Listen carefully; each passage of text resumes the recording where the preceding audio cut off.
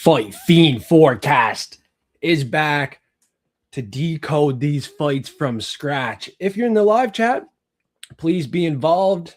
Please be interested. If not, this video might not be for you. We're going to code this from scratch. I see one fight that I really want to start with. Not one was decoded yet, but I do have some information that I like to start the week off with.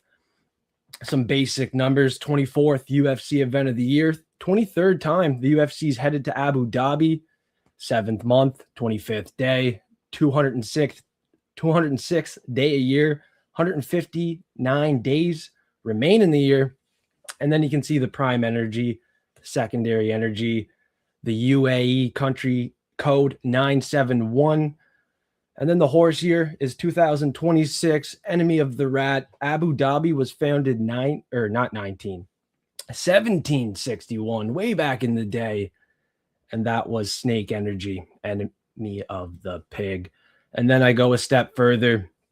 The arena name, UFC Fight Night, Ankalev versus Goose Cobb. That's the card we're going to be breaking down here, Fight Fiends. UFC Abu Dhabi, United Arab Emirates. Those are all the numbers I'm using that we have access to. So if you want to take a screenshot, if you're interested in coding, you can take a screenshot of this if you like. And then this page too, if you want a screenshot of that, go ahead. We have a Discord, join Discord, and we can decode together. I'm going to be live for about an hour, so hopefully everybody has some fun here. Hopefully this first fight's a good one. I think we're going to crack a code right away. So I'm going to open up this live chat here, bottom of the screen, get involved, and let's have some fun here. First fight is on the prelims I want to look at in Abu Dhabi. Looking at it here. Let's go to it. Now, the first thing I want to talk about with the fight I'm going to start off with is these percentages on Tapology. The fighter has 85% of picks. And I don't think the odds suggest that. He's minus 200, Dustin Jacoby. So let's start with this fight here. Dustin Jacoby and the newcomer, Muhammad Saeed, 9-0. Right away, you can see the 9-0, 22-9. So that's where we are going to start it right here with the 9. So I'll start typing out the code a little bit here. Saeed.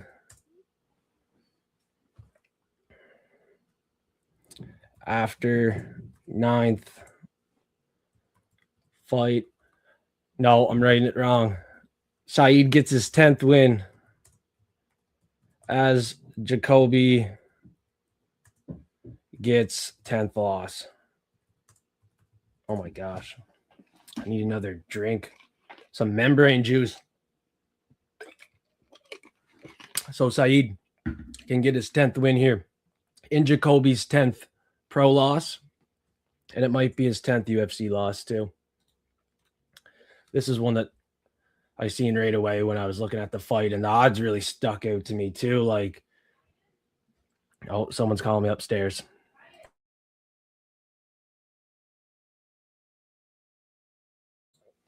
There we go. Yeah, Jacoby in the UFC can stay on 10 UFC wins in this one. That's what stood out. Jacoby stays on 10 UFC wins, getting his 10th pro loss, 10th win for Saeed, and the odds right away jump out to me like 85%, pretty confident in Dustin Jacoby. I just went through the quick pick show here with multiple other cappers, and they all picked Dustin Jacoby besides myself. So right away with these 10s, I do like Saeed. Looking at the intro video, he was the one with that head kick knockout too. So looking at film on him, his kicks are pretty lethal too. There is a chance he can get the knockout in this fight. So that's where I'm going to lean right away. And we can even go look on the right-hand side here, use another tool, the date calculator, and see when Jacoby last lost. He's on a 3-fight win streak too, Dustin Jacoby here. So we can look at the date when he last lost. June 6th. Got to take these glasses off. I can barely see. June 8th. No room for errors here. June 8th, 2004. So off this, we can use the other slide, the numbers I showed you.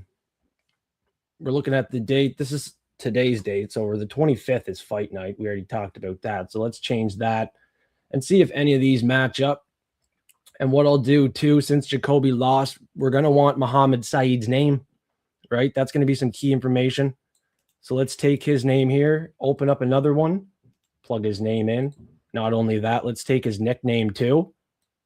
See if that number is going to play into an effect. So you want some extra tabs if you're decoding this on your own. Extra tabs help, extra screens for sure. So we got some numbers to work with. If you see anything that jumps out to you, as I'm human, might make some mistakes, might miss something. If you see anything that jumps out to you, let me know in the live chat. So this is the date since Jacoby lost till fight night. So we're basically going to see here if we can match any of these numbers, if anything's going to line up here. And then we have this other slide we can work off too. And I can pop to that right here.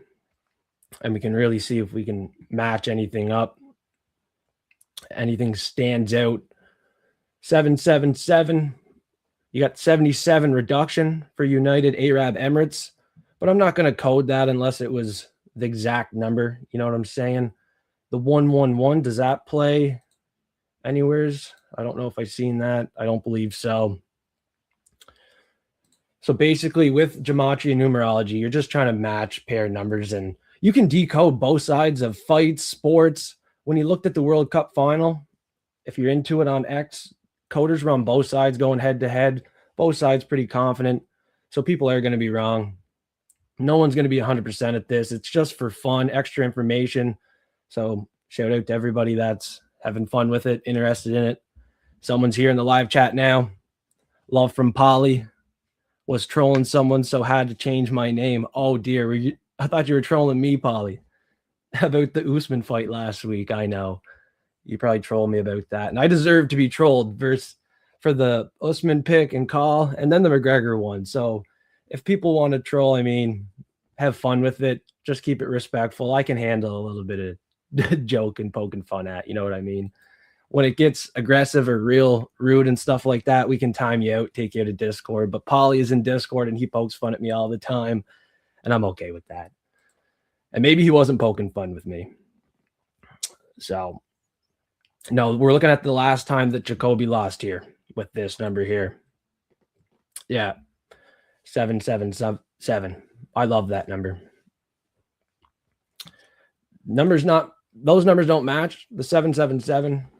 Maybe it's significant in the Bible. Some people use the Bible when coding too, Bible verses and stuff like that. That's really out of my realm. I'm not really into any religion and stuff like that. I just go about my day, and I respect everybody that respects me. So let's go, MMA Toad. Let's go. We're looking at Muhammad Saeed to beat Dustin Jacoby. As we look at the code that I started to break down, Saeed can get his 10th win. As Jacoby gets his 10th pro loss, Jacoby would stay on 10 UFC wins. Now we're looking at the date from Jacoby's last loss till fight night. 25 months, 2 years, 6 weeks. See if we can dial in. Go back here too. We got 23, 24 here, but we're looking at the 25, 26. So we're very close there on the number. 206 day a year. Look at that. 206 day a year, 2 years, 6 weeks. All right. We could probably code that one a little bit. 2 years, 6 weeks. Since Jacoby lost, 206 day a year. I think we better add that in there. Yeah. 206 day of year. And if you see anything that pops out here, let me know in the live chat. 206 day a year, 2 years and 6 weeks. Since Jacoby lost. We got 247. Pop back here. Not really seeing more there, but I like to look at this too. The arena name, the fight night name, the Abu Dhabi, and the location of the fight. So sometimes you want to take an extra gander at these numbers. And we can look at other stuff too. but we don't have to look at just this fight. We'll look at a couple other fights. Let me know in the live chat which fight you would like to see specifically, as we won't spend all day on every fight. I'll go more in depth on my own time. I'll just kind of give you a quick lean and basically what this is about. Shout out to Parlay.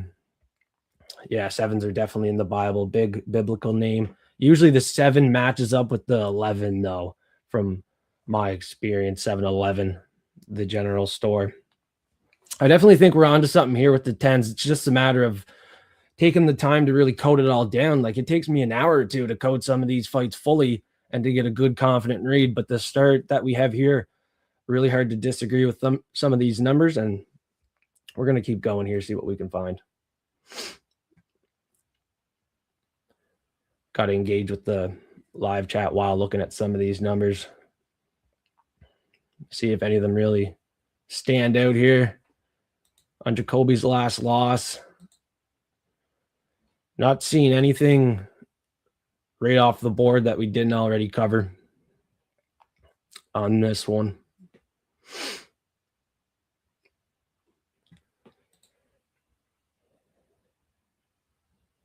Yeah, the more obvious codes tend to lose sometimes. You can really code it towards one side and it's still going to lose too. So this is really just for fun and stuff like that. Hopefully we are onto something with this one, though. I do like what I see. And you know what? My picture is in the way of something very important that I think I should show everybody. This is pretty cool. Look at the 206. Days left in year when Jacoby lost. 206. Days of year. It's the day of year. 206 day a year on fight night. July 25th, 2026 is the 206th day a year. And there is 206 days remaining when Jacoby lost. All right. There we go. I like that.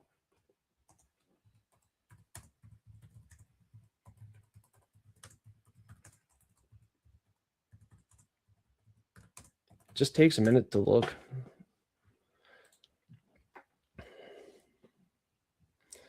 That's really what this show is about here, live, Polly. Yeah, the more you use it, this stuff, the more you can get the hang of it. And that's the thing for me. I'm only a year into this. I've hit some really good plays using this, like Rory McIlroy, the Knicks championship. Sometimes in other sports, you kind of got to see how these games go and the series go, and it's hard to get in early. Sometimes you can get in early with the NHL futures, golf futures, basketball futures, and then the NFL, which is coming up. So we will try our best with some futures and stuff, but the more we do it, the better we can get, crack some codes. We've hit some crazy codes already with the UFC, but right now, not going to lie, feeling pretty cold, a little icy right now. So it's time to heat it up. I do like what we're on to here. Hard to deny. It was 206 days remaining in the year when Jacoby last lost. And it's the 206th day of the year here, Saturday. 2 years, 6 weeks since Jacoby lost to match it up a little bit. But I like how that 206 matches up exactly in this one. I'm going to have to put some money on Muhammad Saeed. Just with the 206 lining up perfectly. I mean, that's a really good indication. And just with the betting odds, that's another strategy too, kind of reading these betting odds versus public opinion. If 85% are on Dustin Jacoby and the odds are starting to move towards Muhammad Saeed, I mean, I don't mind to sprinkle towards that side. And now the numbers kind of support it. We'll see how it goes. Like I said, feeling pretty cold, but thanks for people still being interested, as, you know, this is pretty cool stuff. And I am feeling pretty confident about this first pick that really stood out with the 10s pairing up. We'll go and see if we can find that 10 anywheres or the 1, but I haven't really seen a 1 or 10 anywheres. The prime energy 6 and 7, 6, 7, prime energy, secondary energy. But yeah, we can even go back and look at Tapology in this one. See if anything else can really stand out here. 7th win in the knockout column. 7's the secondary energy. I don't apply the secondary energy too heavily. If you look at the secondary and prime energy, I don't apply it too heavily, but you could say hey, he's on 6. Prime energy 6. It could be caution. He stays there, but I don't look at that too much and be worried, really. The prime energy and secondary energy. I don't think that plays too much of a factor. We'll see if he stays on 6 knockouts. Maybe it does, but I'm going to say it really doesn't. I'm not really looking for stuff like that. I'm more looking at like how this 206 matches perfectly when Jacoby last lost till fight night. When that matches up like that, I'd lean that way more than him staying on 6 knockouts because the prime energy 6, you know what I mean? So some stuff can be misleading depending on what information you're going to follow and go with. So at the end of the day, it comes down to your opinion. I can't force you to pick a side. I'm not going to convince you to pick a side. I will try to code both sides, but right off the hop, I can't deny this 206 has a really good chance to hit on top of the betting odds on this one. So not plus 200, it was plus 170. And I thought maybe he could be a 4-1 dog. You know, he hasn't beat anyone that good on the regional scene, this fighter. So the odds are pretty close with that being said. As you look at the quick pick show, without the numerology and stuff, people are heavily on the Jacoby side. Should be the better striker. Should be able to knock him out. Fought the much better competition. But something smells fishy in this one right off the hop before coding it, in my opinion. We'll see how it goes here. Let's go back to Tapology in this one. Chris Wilson, what's up? What's up, killer?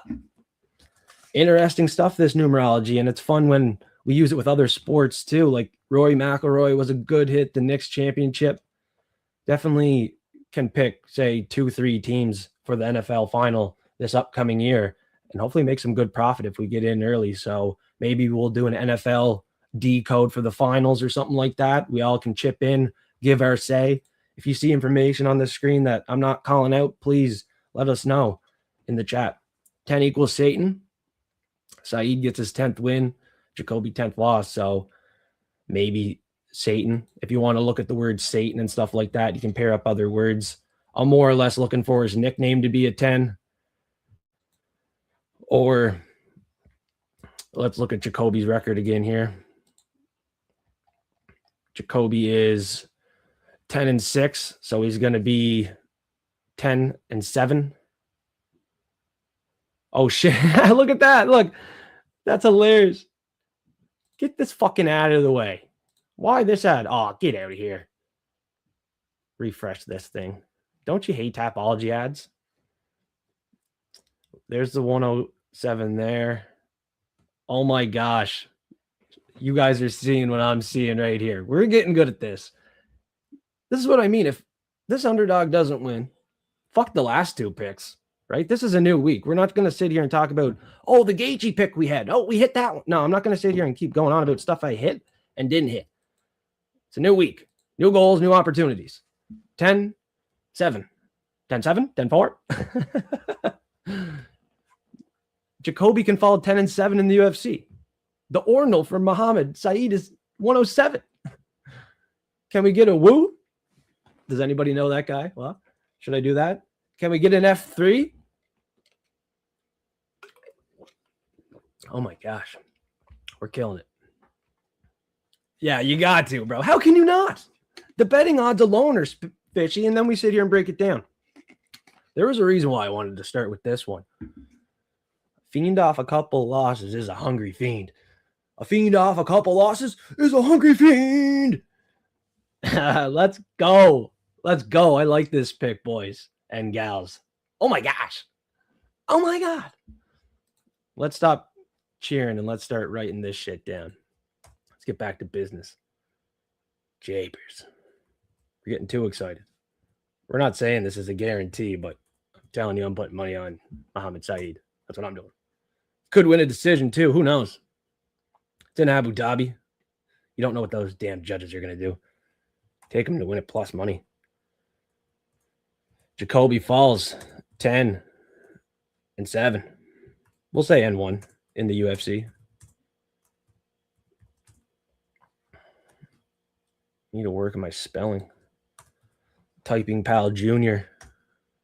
Always had to look at the keyboard. Back at ITC class in high school, I was the worst typer. Still am. Pretty slow at it. There we go. I like it. I like it a lot. And this is where we just go back here and say, there's the 10, the 7. It was the prime, right? Prime energy number? No, secondary energy. So you could say, yeah, we can match up the knockout, I guess. 7th. Yeah, 7th loss in the UFC for Jacoby. 7th win for Muhammad Saeed by knockout. You know what I mean? I would say knockout. He only has the one decision, bro. He's pretty explosive on the feet. If you watch film on him, the kicks are lethal. I would hope it's a KO. You know? Spinning, wheel kick, head kick. Yeah, we'll write it up. 7th. Just in case, you know. I think it's a good indication. Maybe it's a knockout. 7th KO win for Saeed. You can play the money line first.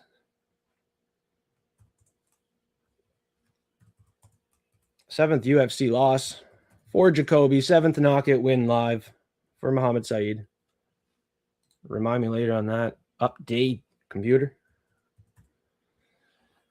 All right. MMA Toads here. He's still in the chat. How was cutting grass? I got mine done. I got a ride-on mower, though, so it was probably much quicker to cut grass. I believe you're using a push mower, MMA Toad. Let's go, Polly. I love that picture, too. It's badass. That's badass.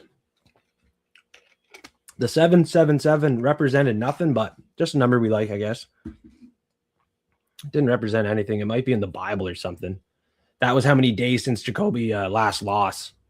His last loss was 777. What was it? Days exactly. That's since his last loss. So, yeah, he's getting old, man. Jacoby's 38. He's not young anymore. Dustin Jacoby. He's not young. That's for sure. All right. I think when we go to Tapology, we can line stuff up much better. And then for Jacoby, he'd be 22 and 10. I feel like I've seen those numbers there, 221, or it was 112. Oh, it's 211. They're the reverse of the arena right there. So it's close, 22 and 1, but it's 211, proper English. Oh my gosh. Proper English, Fiend. Proper English, 211. Yeah, it doesn't match up. 22 and 10.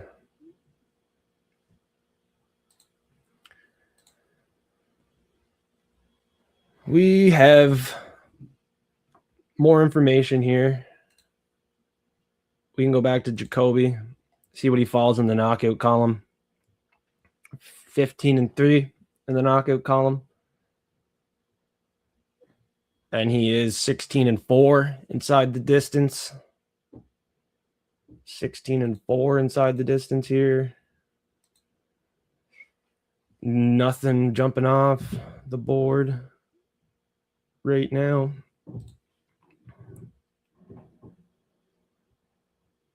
Maybe here. There's something on the left side of the screen with him inside the distance, knockout column, quick gander. Don't see it really. 16 and 4 inside the distance. Yeah. Not really finding much on that. Yeah, it's a good find. Don't want to celebrate too early on it, though. We're still digging, trying to find more information to give us more confidence is good, but sometimes it doesn't hit. So you always got to manage the bankroll wisely. Always manage the bankroll wisely.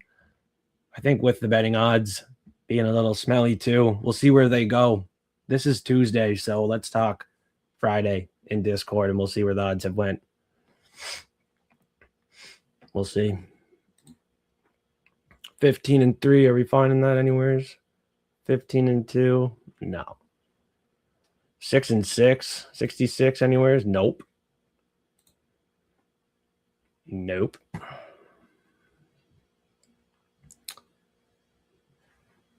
Yeah. Might be time to look towards another fight. for now. I will plug in Jacoby's name, though. Let's do that. Bam. Not going to use his nickname right now. Yeah, I am. Yeah, I am.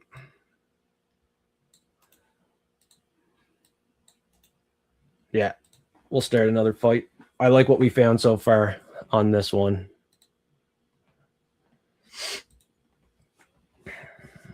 Haley Yard. Fuck. MMA Toad will be back Friday. A lot of good props. Hopefully nobody takes Jacoby after this video. They got warned. They got warned. Maybe fight inside the distance. Yeah, with the Zodiac information, you can take like a bunch of fun prop bets and stuff and just go light on it. And you'll have like the exact round possibly and stuff like that. With a fighter with 9 wins making his debut, pretty tough to find the rounds and stuff like that. But I can talk on it, I guess. Jacoby. Yeah, not much to go off. Maybe in round 1 in this one. But we can look further in depth later, as I think we definitely are on the right side of this one based off this info we got so far.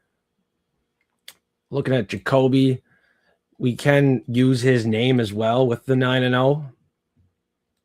Stuff like that. But there's just not much numbers to go off for a guy like Muhammad Saeed with only 9 fights, right? Undefeated. There's not going to be much to go off. He's never lost either, other than amateur.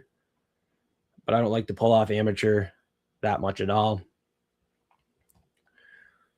We could May 12th, 2018.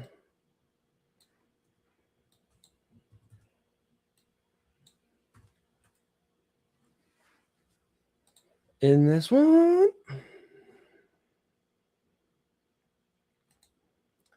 But right now, like you'd want to see the 91 with Dustin Jacoby. I guess I'm in the way right there.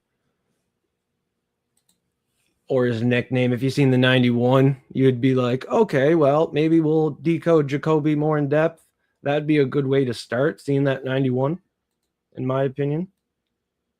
Take the middle name out.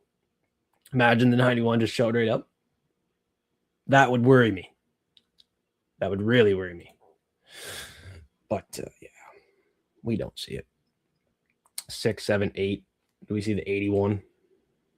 You know what I mean? Falls 8-1 inside the distance, or 61. Like those wouldn't be numbers you would want to see. But I don't see them. I can go back here and see the 51. But other than that, the kid's looking pretty safe in his debut. How old is he, too? 30 years old? Yeah, 30. He's 8 years younger in this one. All right. Where do we go from here? Next fight. Nothing really for Jacoby standing out at all in this one. Look at the calculator from when he last lost. And I don't remember seeing any of those numbers. The 98, definitely not. We didn't mention 98 yet. And those are pretty big numbers to go off. 233 days left in year when he last lost, 132nd. Yeah, there's nothing matching up from his amateur loss. So, we're on to the next fight. What fight shall we go into next here? I like what I'm seeing for the underdog. I'm going to decode it more on my own time as we're 30 minutes in. And I feel like we have some pretty good information and have all learned a little bit so far. Hopefully I taught you a bit if you don't know much about this stuff. And basically told you how I feel about some of this stuff. It is just for fun. We still got to manage the bankroll super wisely. once we start cracking some codes and being more consistent, maybe we can up the bankroll on some plays. But until then, I think we should be pretty light on some of these bets and not blindly pick them. But I am picking Saeed officially to win this fight. And I picked him before I coded it. I seen some numbers kind of lining up, but that's not why I officially picked him. Like I said, I like the fishy line movement, not the line movement. We haven't seen the line movement, just the odds in general. You know what I mean? I think Muhammad Saeed should be a bigger underdog given the fact that he has fought the lower level competition. He's making his debut. The odds really don't make sense compared to Tapology. So then based off of that and some highlights I seen of him and watching the tape study, he has some lethal kicks, and I do believe he's a live dog. Maybe I'll find more info on Jacoby later. Right now, maybe he gets his 23rd win in this one because it's the 23rd UFC visit to Abu Dhabi. Right there. So I'll write that down. 23rd visit to Abu Dhabi.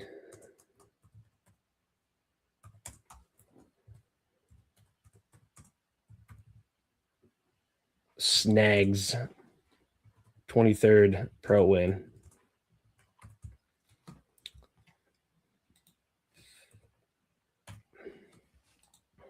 But based off the numbers we've seen when Saeed lost on the amateur scene and using his name in Gematria, looking for that 91, couldn't find it. Jacoby to get his 16th win by knockout, 16-3 in the knockout column. That's how I would think he does it, or 75. So we'd have to be 16-2, 16-2 or 7-5. And I look here, see if I can find it again. And I don't. So there's really not much to go off. We can go back to using his name, see if we can find those numbers again. Oh, not what I wanted to do. Always good to be sure. I'm going to go more in depth here later as well.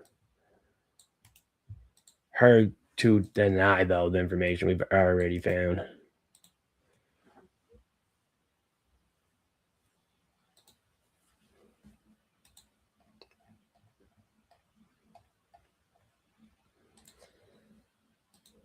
Yeah, I really can't find much on Jacoby. Numbers aren't lined up. 17-2. It's pretty close, right? He's 16 finish wins. 17-4, though, is what he would improve. And then 16-2 or 7-5. If we've seen that 75, be more worrisome. He's not going to get the sub. Jacoby's not going to get the sub. 11-6, 116. No. There's like very little, as you guys can see. Jacoby falls 10-7 in the UFC. Muhammad Saeed, 107 ordinal, 206 day a year. There was 206 days remaining in the year when Jacoby last lost. Saeed gets his 10th win. Jacoby gets his 10th pro loss. Jacoby stays on his 10 UFC wins. 2 years, 6 weeks since Jacoby lost. We're rocking with that for now. That's on the prelims. And where do we go from here? What fight shall we just start scratching into next? A lot of interesting ones. A lot of new fighters that are going to be tough to decode with the little fights they have. 6-0. Huge favorite. I'm not going to bother decoding that. Like, I like Tuchelov around 1 KO. You could code Ribeiro.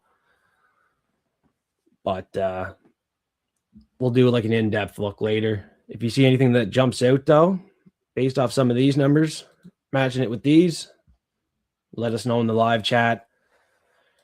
I haven't really seen anything that jumped off the board with Ribeiro and Tuchelov. Tuchelov's a big favorite. He should be fine. Fights like that, I'm not going to try to waste my time. There's so many fights to talk about If anything jumps off the board, I'll do that. If someone asks me to go about a certain fight, look into one more, I will. Other than that, I try to do maybe 5 a week if I have the time. It takes me a good hour or two after the fact, but I want to jump on live and start coding a couple fights, give you guys some early leans info. What a great find already versus Jacoby. I like it. Live chat. Very pumped up here tonight. Toad got his grass cut. Polly Walnuts in chat here. Chris Wilson, Tyler Betts showing up. Yes, sir, boys.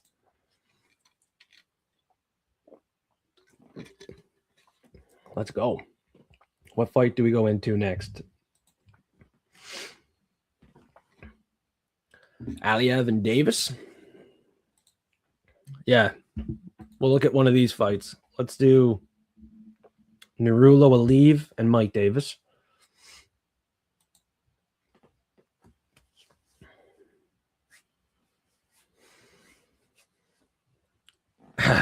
The fortune pick. Should we code fortune? I like Kunaev a lot in that one. I could code that one too. Tyler likes Urseg in this matchup. All right, let's take a look at Aliev. Narulo Aliv. Aliev. Mike Davis. See what we can find. Is that the first fight? Second fight of the night. Narulo undefeated, 11-0. Mike Davis 12-3 here. Okay. Just gonna copy and paste this.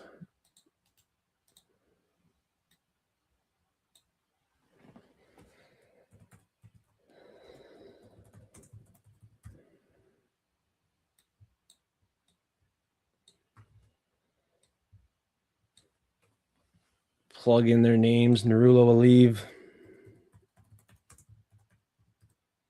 I know the 11 doesn't really stand out. And the 1-1-1, he fell 11-1 because we just seen that with Jacoby there earlier. We didn't see it anywhere. Unless the name of his opponent, Mike Davis, matches.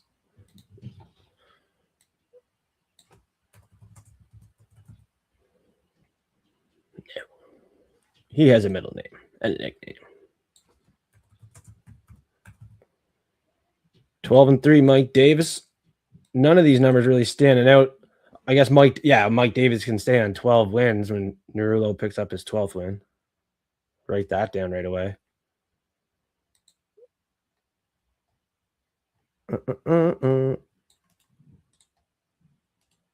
Copy and paste this, make it easy. Narulo is going to be the side, I think. What price is he? Minus 200? Minus 185, I do believe. Copy this for the right format. And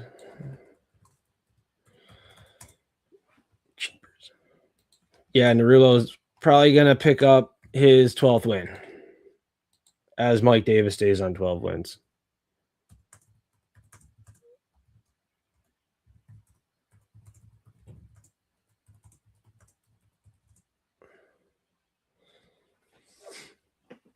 In that one, I want to see. I know with the first one, looking at the astrology of the fighter, Muhammad Saeed was the rat, which is negative energy. For the horse year, making his debut in a horse year, it is negative energy. It's the enemy year.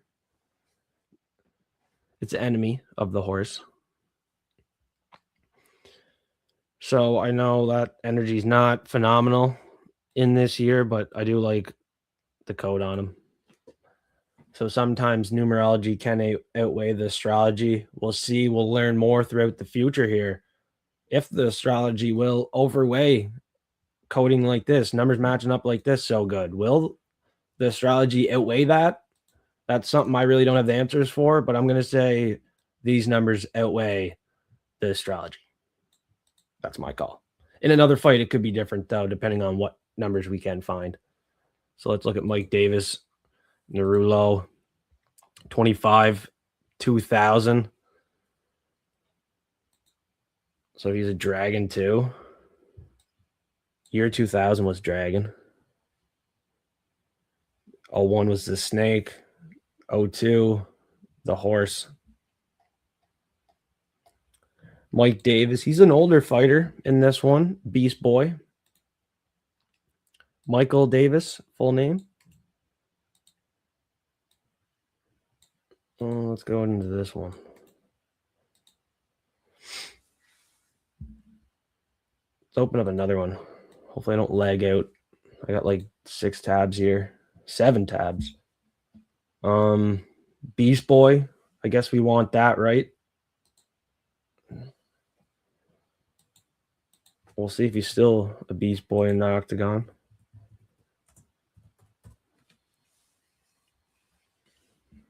Yeah. 111 nowheres with his name in Gematria. Looking at the year he was born, 92. That's a monkey year.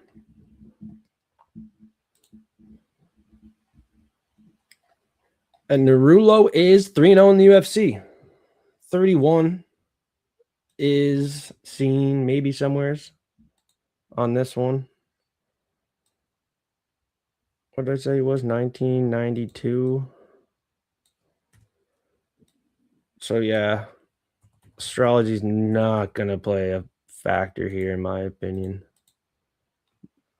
Is it Monkette? Monkey. 31? 301. I guess. Falls. If it was 31, you know, I'll still add it because it's 301. I'd rather see the 31. Fall 3-1 in the UFC, but we got the 301.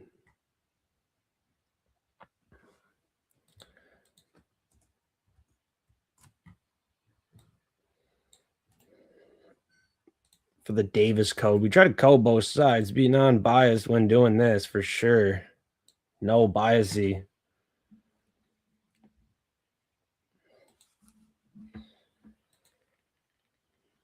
What's Paulie saying? He's definitely on Saeed now. Let's go. Tyler said Jacoby W.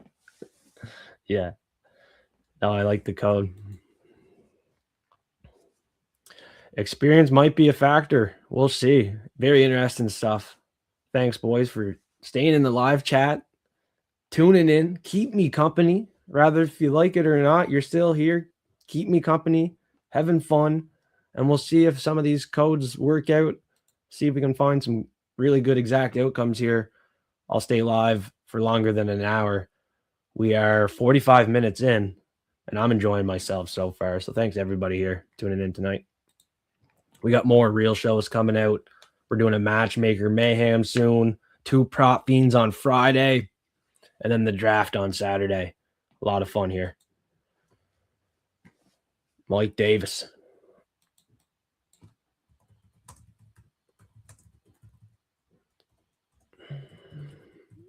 United, Arab, Emirates. Equals 301 reverse. Narulo falls 3-1 in the UFC. Oh, yeah. See, that's why I copy and pasted it last time. Jeepers.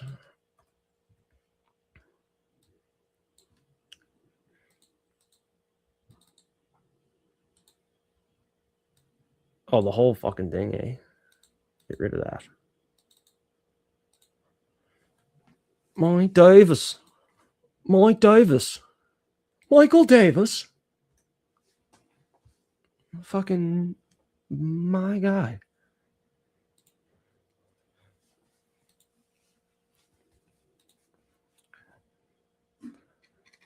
Well, this isn't really my third time decoding a fight, if that's what you're talking about. Third time's a charm. I actually had a wicked streak giving out free bets on IG with the Zodiac. I think we had 4 in a row. Kopylov.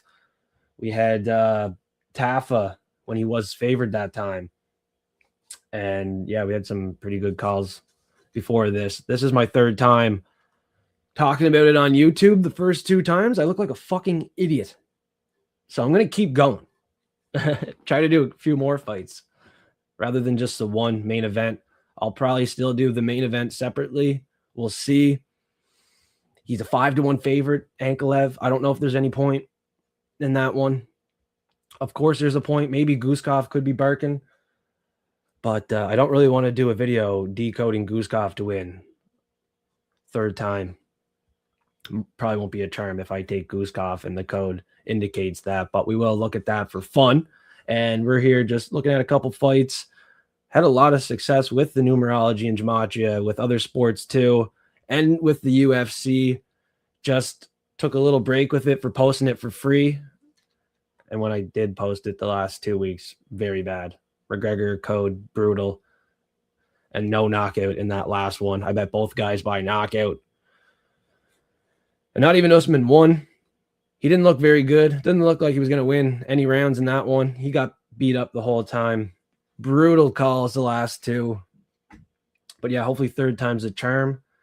I won't be coding the main event, though. I think the best code that I'll rock with is maybe Muhammad Saeed.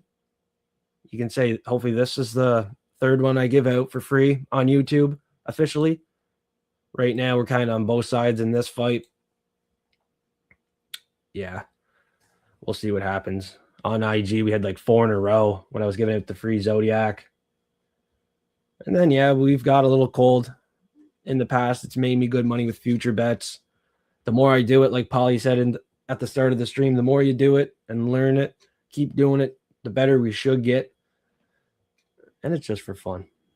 Sprinkle bets for now. See if we can get hot again with it. Fuck, we were doing really good at one point.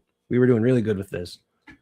And then, yeah, sometimes really good codes just don't line up. They don't hit, so bankroll management is key. And it is with any strategy you use, anyone you listen to. Always manage the bankroll wisely. Always manage that bankroll. In the draft, that's fun. You can join the draft for free and then have a chance to win that $50. So Polly's getting very excited for the draft as I'm eliminated from it. I'm going to have to host the draft. Fucking bullshit. Tyler's in his 3rd consecutive draft.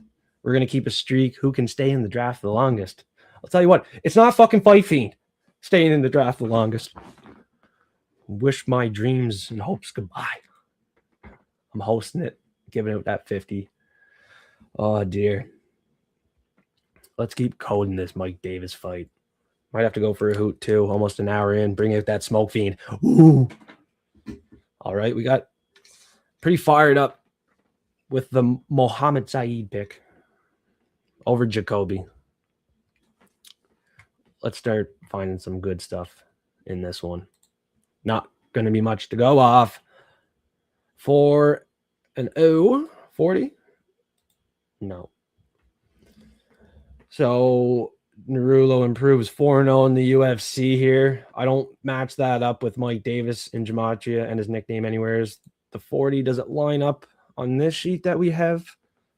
Only the 31. So that's really not a great look for Narulo in this one. I do believe the odds are moving his way. But pretty split on the code here so far. It is a pretty close fight, just like that co-main event, too. Very close ones. You got a blunt already rolled. He's waiting. Well, let me code this one for 5 more minutes, and I'm going to bring out that smoke fiend. Hell yeah. Yeah, Toad. We'll be talking soon. Make sure you whippersnip that freaking grass. I get yelled at when I don't. Them women, man. There's always something. Fucking whippersnipping, the pushing. Oh, do the ditch. Really? Really? I'm busy. I need a break. I'm only kidding. I'll cut the ditch tomorrow. It's 9 o'clock. The sun went down. The bugs are getting bad. I got other things to do. Let's go smoke fiend. Let's go smoke fiend. And let's go doing the chores. MMA Toad in the swamp doing chores tonight. I offered him to jump on the stream, chat with me, but he's in the live chat not making me feel alone. And then Tyler and Chris showed up. I thought I was going to be alone just talking to myself, but it turned out to be pretty fun here. I love it. So I want Numerology Aliev's name in the Gematria calculator because I'm going to go look at Mike Davis, his UFC record, his pro record versus the name of Numerology Aliev. The Tajik Eagle. I can't type. What kind of name is this? Can we type this name in? What happens when I copy and... There we go. Look at that. No clue how that copy and pasted. Not sure what kind of words those are. Russian? Was that Russian? Tajikistan? I don't know. Beats me. Where does name go? Put his name here and then the Tajik Eagle. I like his nickname. The eagle is my favorite bird. Some of you would think it's a blue jay. You fucking asshole, Polly. Making fun of my blue jays in Discord. Yeah, no. Favorite bird's not a blue jay, bud. It's a fucking eagle.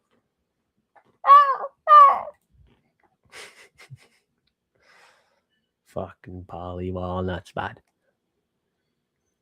Mike Davis. So we're looking for the 12-4 and the 13-3 with two simple names here. And I don't see it. And I'll pop back over here. 124, 133. I don't see it. I don't. 125. So close. So close. Oh, so close. No horseshoe. Can't count it. Yeah. Maybe some fights you just don't find much on. But that one little bit of research you do find after maybe an hour could be the confidence you need. 33 years old is Mike Davis. Wins at 33 years old. I wouldn't say you just win because you're 33. We seen Holloway in his 33rd fight, I do believe, against McGregor. But it was Gaethje's 33rd UFC fight or pro fight. I forget what I said there. I think it was his UFC fight. Looking back, I decoded that one, and he won the belt in his 33rd UFC fight, I do believe. Justin Gaethje. So you don't want to fade that. In a belt opportunity, if they're on their 33rd UFC fight or MMA fight, always take that fighter if they're in their 33rd. Always. And the 33 matches with the 47. But I don't know if, like with UFC fights and stuff, the 33-47 code is going to match all the time and work out. We should make note of it if we ever find it. Matching the 33 with the 47, as it is big masonry numbers that correlate with each other. But I really just question if it works, especially with the UFC, maybe in some other sports. But I'm not really trying to look for stuff like that or Bible verses. There are some people that can correlate stuff with the Bible pretty good.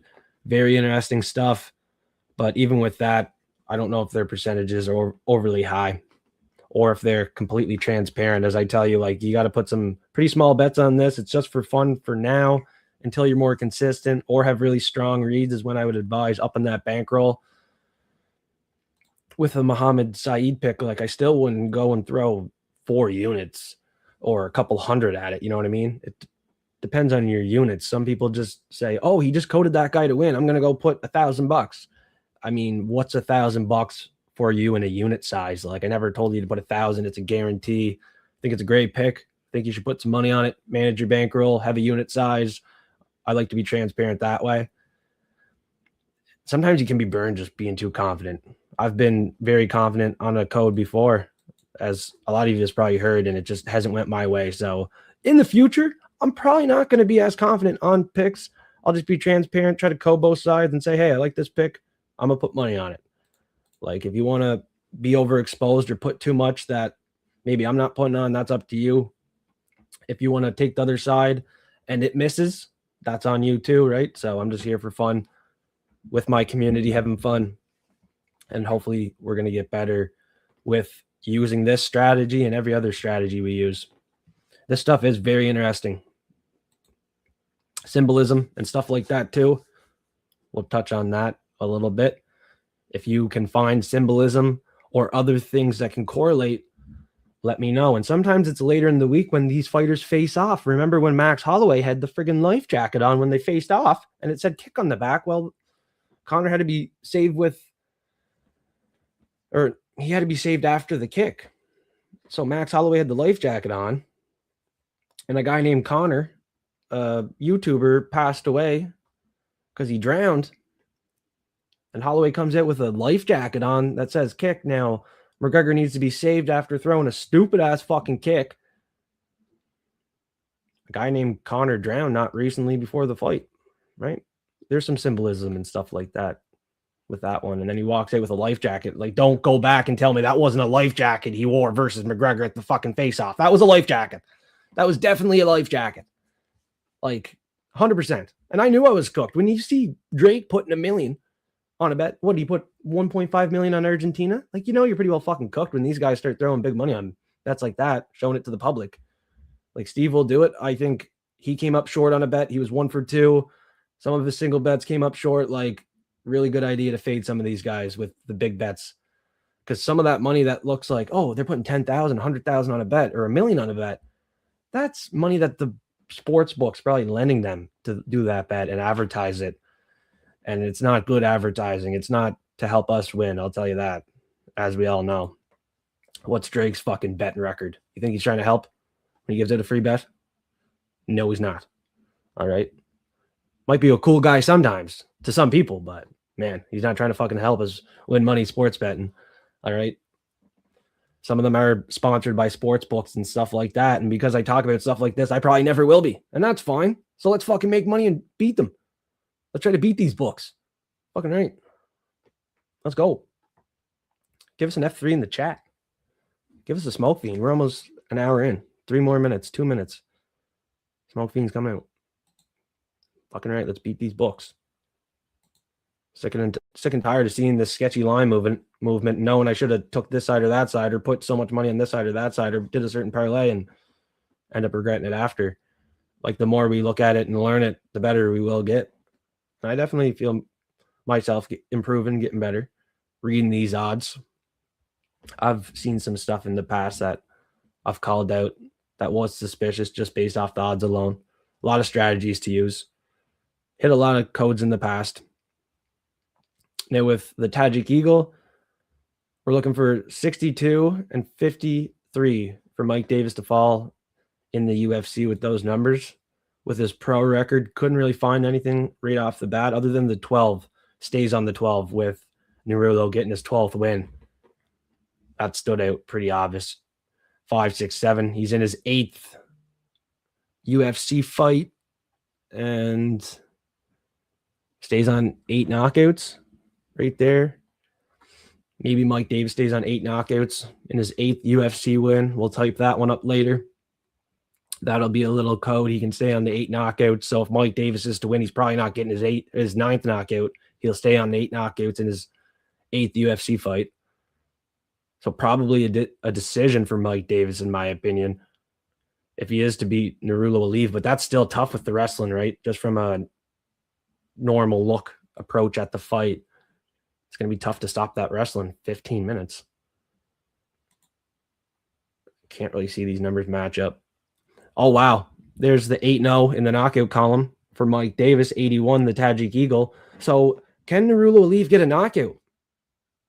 Is that where we're headed when we come back from a smoke break? I think we are headed that way. The Tajik Eagle, 81 ordinal. Mike Davis falls 8-1 in the knockout column. I might look at a knockout bet for Nurullo. Everyone heavily on the decision here. Think about that. Where's the money going to be on this fight? All on the decision here. Only 2 knockout wins. He hasn't done that since the Contenders. So we can almost code off this date, September 20th, to fight night. 3 decisions in a row. I think he could get that knockout, man.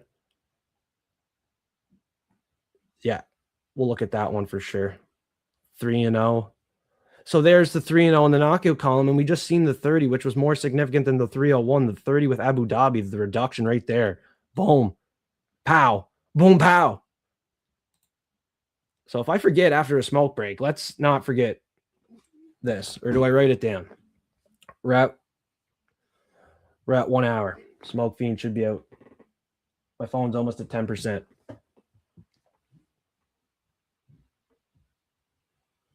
All right. Toad, are you jumping on now? I know Toad wants to jump on. He can jump on now. I'm about to smoke. I just want to write out this before I forget. You know what happens after a hoot. Abu Dhabi 30 reduction.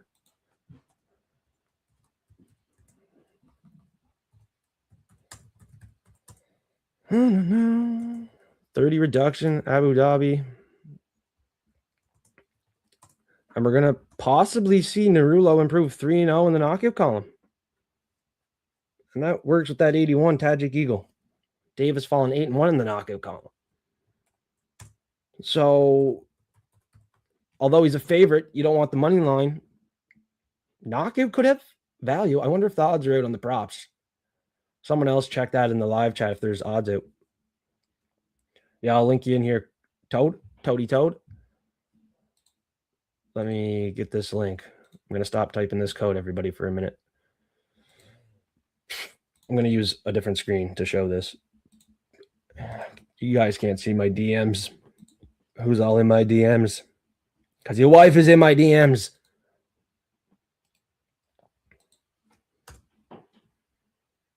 Because your fucking wife is in my DMs. No, I'm just kidding. What a mean thing to say, Connor. You deserve everything that came to you. Besides that, easy 30 million. What an easy payday.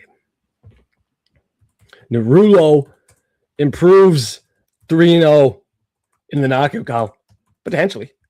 He could. You don't know if he can or can't.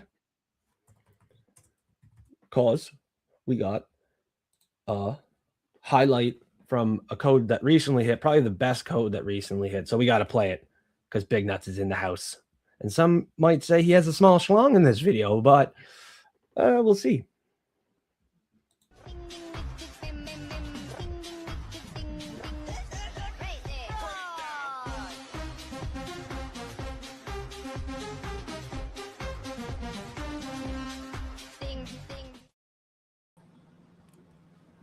Oh, let's pull him in here 1 second. You can hear him. You can't see him yet.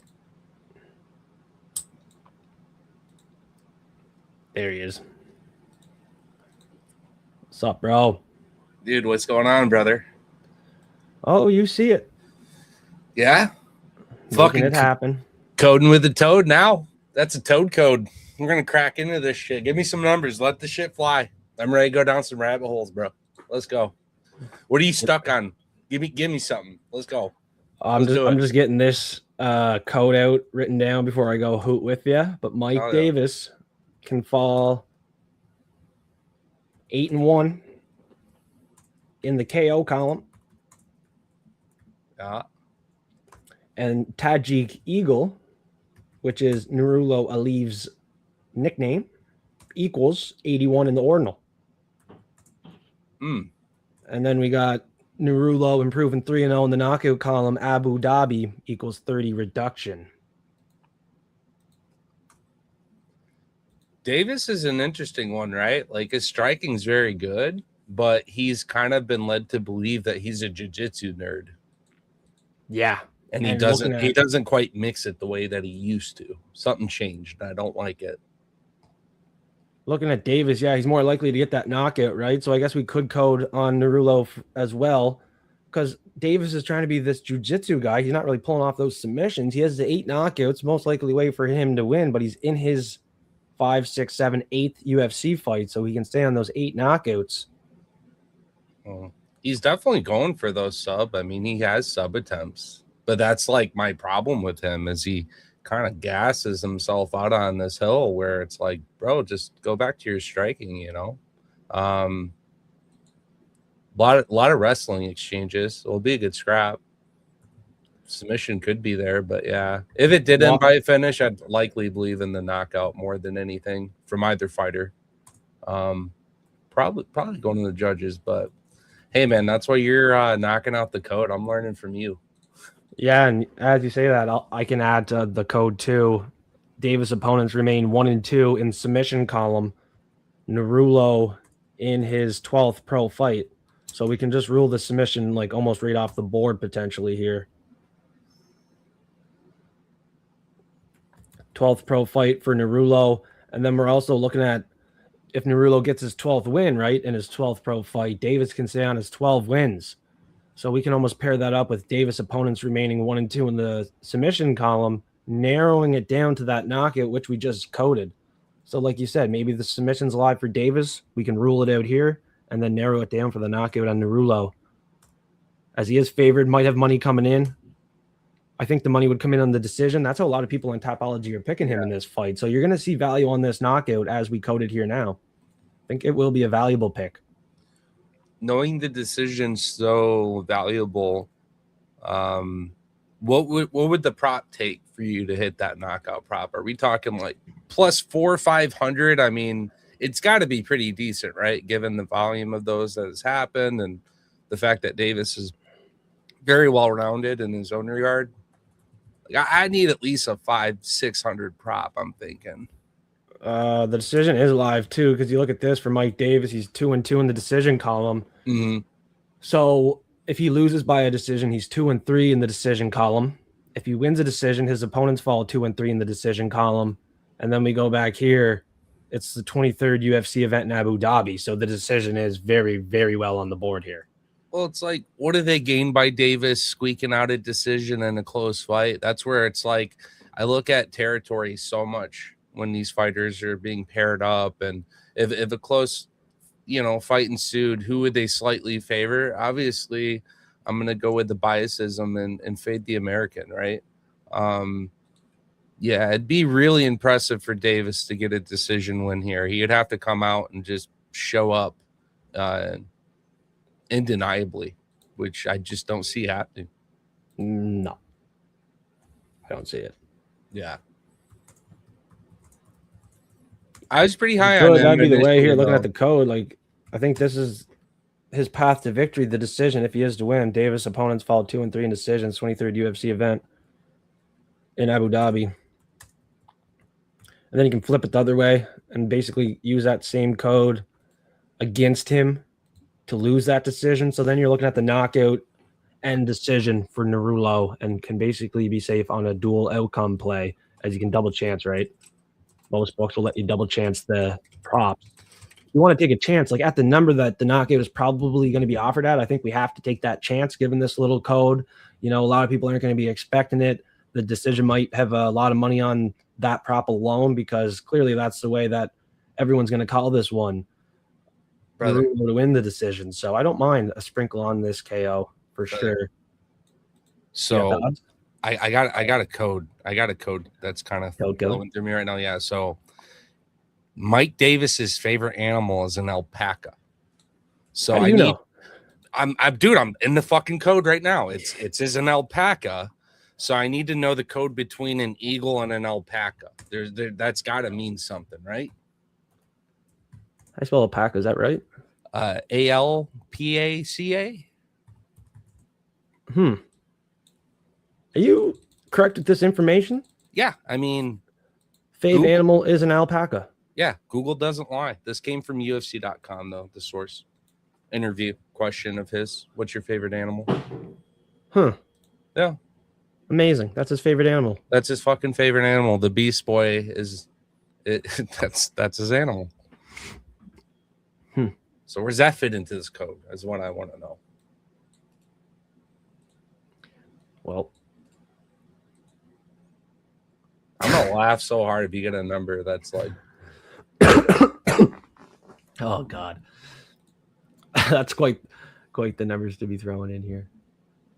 Can't we find any? How old is Davis? 33. Yeah. Okay.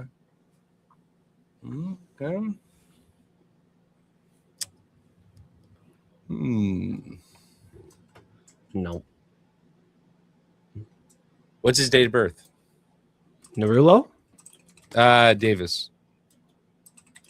December 8th for Narulo. Mike Davis was born on October 7th. So that's something I like to do too. Fight night from the date they were born. Something we can also look at too. Alpaca. That's hilarious. Is what it is. His favorite animal, bro. Jeez. 8, 9, 10. So he's 10-1 inside the distance, Mike Davis. He'd fall 10-2 with the Tajik Eagle. And the 10-2 is the 12 still, essentially. So I'd basically write that one up. Falls 10-2 inside the distance because the 12 lines up. He stays on the 12 wins when Narulo picks up his 12. So the 12's really lining up with inside the distance too. You can kind of add it here. Davis falls 10-2 inside the distance. And I'll just put it in brackets, I guess, because it's not the main part of the code. It's just like an extension that, hey, maybe you can win 10-2 inside the distance. And then from there, is it a submission or a knockout? Because inside the distance, you only get the knockout or sub, right? And right before we called out the inside the distance, which we might want that above the sub, right? Davis opponents remain 1-2 in the sub column. So I'll cut that and put it right above the submission on the code. Just easier to read for me. Because then I'll be like, okay, Davis falls 10-2 inside the distance, but Davis opponents remain 1-2 in the submission column, which indicates if I'm playing inside the distance, I might as well go straight up KO.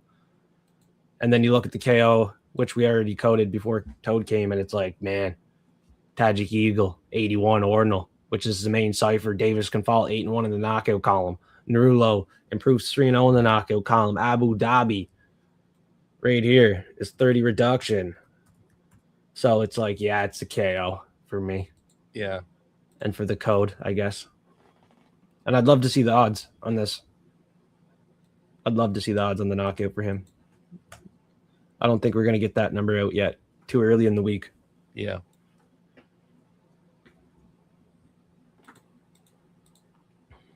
Too early in the week. Yeah, I just never know how he shows up in a fight. And as of late, it's been getting worse and worse. So this is actually a really big comeback fight for him in a way. Yeah, he had the small-ass toad pecker. Dude, the crazy frog. Everyone's getting these gangster-ass intros, and I'm like watching mine, and I'm like, hold on a minute. Yeah, I can change it up. It was funny. I'm bringing out Smoke Fiend here. Just have a little break. So we got Narulo to win, possibly by knockout here. I'll probably be taking a bet on that. And then Muhammad Saeed to win. He's my pick to win. And then looking at the knockout, I think it's live, but I wouldn't get greedy and chase it just over the win. I want to see where these odds go just on the two fighters, Jacoby and Muhammad Saeed. You got 85% of Tapology on Jacoby. He should grow as the favorite. If he doesn't, then I might regret not getting in early on Muhammad Saeed. But with that being said, if I see the line move towards Muhammad Saeed, my confidence goes up, and maybe I'm willing to put more money down. So I don't mind waiting, with that being said. Mm-hmm.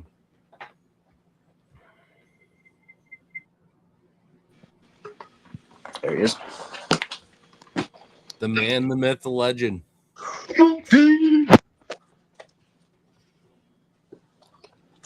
Smoky Fiend. Yeah. Let's tee up, have a break.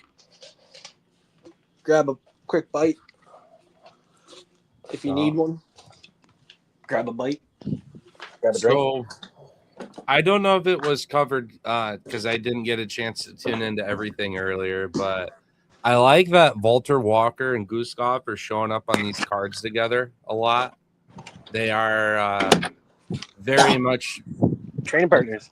Yeah, very much a team in each other's success and grappling, and I believe in that iron sharpens iron. And obviously, I'm the only one on the side of the fence that believes Guskov has a shot in this fight, given the short notice, especially. But he is at least a dangerous guy. You got to give him credit for being a dangerous guy in the octagon. So, yeah, could totally get caught out, come in expecting one thing and getting another. Ankalaev's a very defensive fighter, but all I gotta say, man, if Polkar's slipping some shit, Gluskov's up there too, man. He's got really good grappling, but his striking sets some shit up too. So I'm excited for that fight. I don't think it's going to be as one-sided as people think it's going to be. I think we get a good performance. Yeah, we can code that one too. End of the show, see if that big dog main event has a chance. I mentioned maybe coding it separately, but last two didn't go so good, so I'm just trying to look through a couple fights right now live. Yeah. Guskov says 6-1 dog for me. So it's like I kind of have to hedge that no matter what I do, I feel, at those odds. But yeah, there should be some other value that we can find leading into it, whether that's Ankalaev with a leg, that's very safe. But I'm going to have plus money versus plus money on this main event. Mark my damn words. We're going to walk away with money regardless on that fight. Yeah, we'll quickly code it here too on this stream. See if we can find anything that leads away for a finish for either guy, or maybe Guskov has a good code his way just to win this thing. Oh, absolutely. Cheers, F3. Cheers, Toad. Yep, I'm packing a new one for you right now. Rip that shit. What's up, Ninja? Did I see Ninja? I'm seeing shit. Never mind. I thought I saw Ninja stopping in. I'm a ninja. Chris is OG. Chris is always in here. Tyler OG as fuck. Yeah. When I see those two, I'm looking like, where's BT? You know, then part of the OG squad. And then okay. Paulie wants an intro. Yeah, that's fair. Paulie deserves one. Paulie wants an intro. Yeah, we can make a good one. You can make it how you can make it I'll never get knocked out and then do the Paulie Walnuts laughing. Do the intro of him saying that Steve Garcia wins the Diego fight 9 out of 10 times. No. To me. No. I do like Patty saying Scouts just never get knocked out, and then I'd like fade in Paulie laughing from this Sopranos there. That'd be dope. That'd be sick. He'd like that. Uh-huh. Real believer. He changed his name so he could chirp people in the live chat. That's too funny. Oh, so Real Believer is Paulie? Yeah. Hey, what's up, Paulie? He changed his name so he could. Well, obviously, I would have given Paulie a shout out too had I known. So, Paulie, it's gonna be hard to chirp in the live chat when we call you out and your name. Yeah, he's one of the cats that changes names. He's a little chameleon, man. Keeps you on your toes.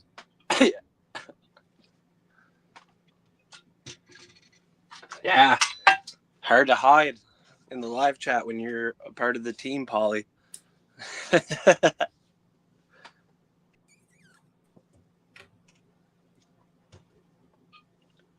Packed another one.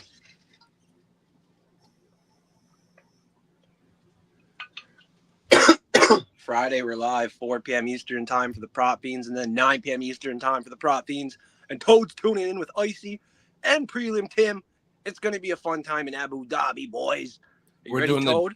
Yeah, hell yeah. We're going to do props and then draft right after? Yeah, after the first show at 4 p.m., we'll do the draft. So it's going to be around 5:30 p.m. Eastern time. Okay. I'll be closer to 5:30 just with work. Yeah, with you boys just getting off work, we can stall out that half hour. No problem. Oh, yeah. I'll be the host, so I'll try to do the most. You do, bro. whether everyone's saying it or not, we appreciate you kind of driving ship. And first off, thank you for being so active in the best community in the world. People like you make it that shit, hands down. But yeah, you're working like different schedules for different people, and I don't know, man. I appreciate you. People aren't saying it enough, but for real, you deserve a lot more credit than you're getting. So I like being part of a team where we come together, and hopefully over time this thing snowballs and you get exactly that. So as well Thanks, as Toad. everybody else, really sharp crew. Yeah, the last 2 months been big. New additions to the show, more guests. Hopefully this thing really blows up. Snowball effect. Dropping comments, likes goes a long way. Appreciate everybody in the live chat. Chris, Polly, Tyler, big part of the show here. You're always welcome to join the fantasy draft too. Going to be good, my fiend. It's going to be good, my fiend. Toad's looking to take over that draft. See how long he can stay in there. Yeah, I just, hey, if I could stay around, that'd make me happy. I tried. To me, it's not about just winning them; it's surviving that shit too. Seeing how easily you can go from looking good 1 minute to looking like shit the next. Yeah. And it came down to the main event, and it was less of a fight. Obviously, it would have been nice to see Usman put more shit back. Let's talk about that real quick, because that actually had my shit laughing so hard. Usman's sitting there looking bewildered, like, man, these judges, they don't know what they're doing. It's like, oh, my bad, Usman. Maybe 49-46 instead of, he's like, he's acting like 1 point off, and these judges don't know what they're doing. It's like, dude, I would say, is this guy, just get kicked in the head and punched in the head severely hard a few times? Yes, he did. But nah, you got a guy who doesn't really lose a whole lot in his career. And against Hamzat, I really think he was robbed of getting to show him those championship rounds and come back in that fight. Probably should have been a 5-round fight, but nonetheless, hey, came off the couch, looked good. So it's hard to come back this time and just get fucking dominated. He got his ass beat, and that's the response you get from a former champ who had been very dominant until he wasn't, right? Yeah, thanks, Toad, for all those kind words. And Polly, he said this is really the best community in the space. No ego, just learning together. And yeah, we try not to have an ego. We all win, we all lose. We all try to work together and have a lot of fun. That's the main thing with the Fight Fiend podcast. We just have fun and have a good community that we all can talk with each other in real life, real time, on YouTube with the collabs. It's also cool on IG, the content we put out, but it's really special when we can get on, get to know each other, work together, and then build this thing together. Yeah. Fucking awesome, boys. I like the IG because you got the channels for us to drop our links into every week, so thanks for doing that for us.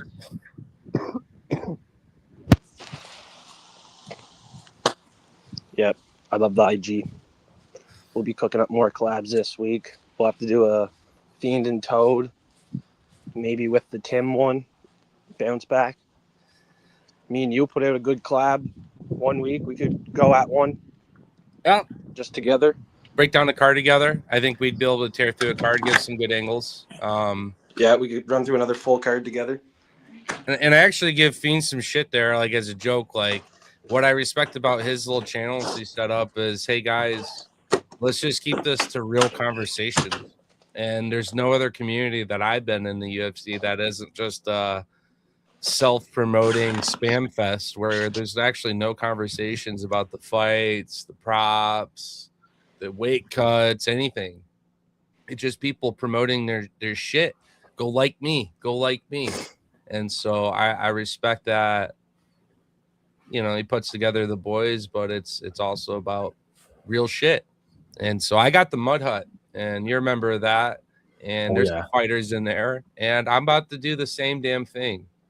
The only people I actually want posting content are the fighters themselves. If they want to share something going on with a camp or, hey, coming up on a fight, I see some of that stuff going on with those Niagara top team cats. You got Jasmine Jazzy Divius, you got Aaron Jeffrey. You got Neil Magny coming up on a fight.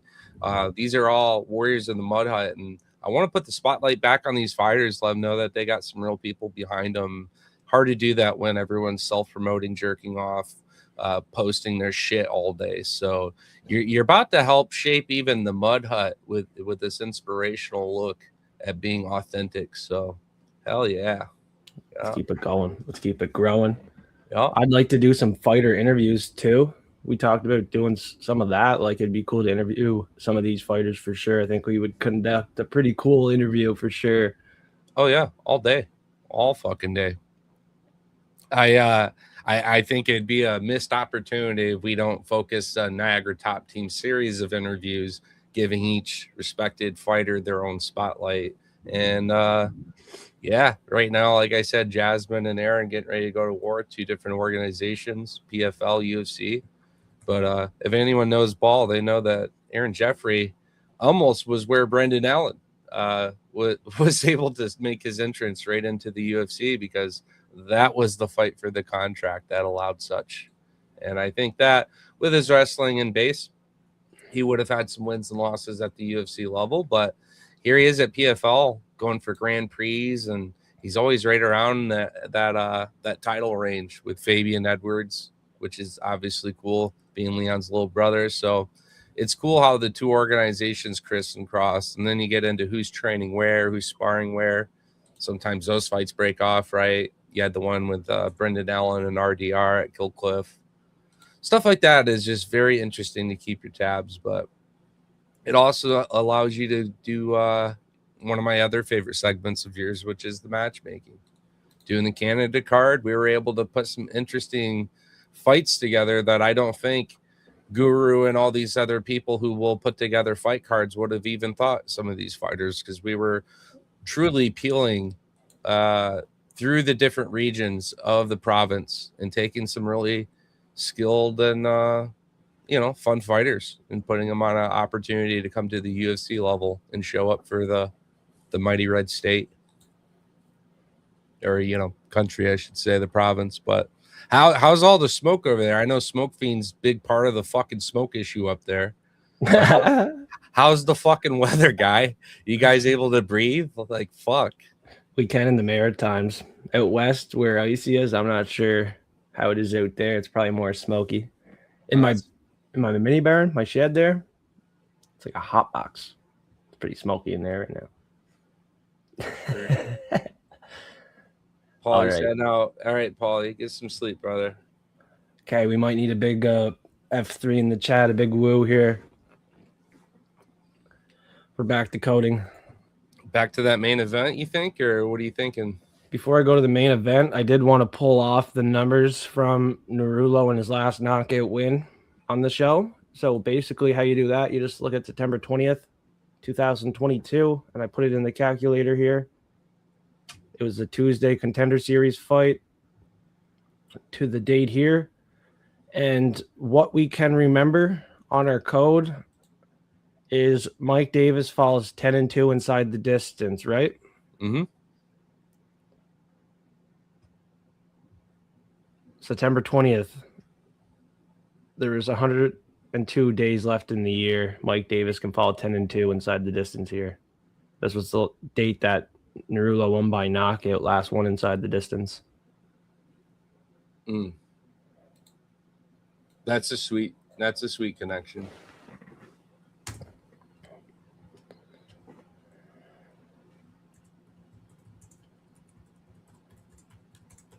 So there was 102 days remaining in year when Narulo last won inside the distance.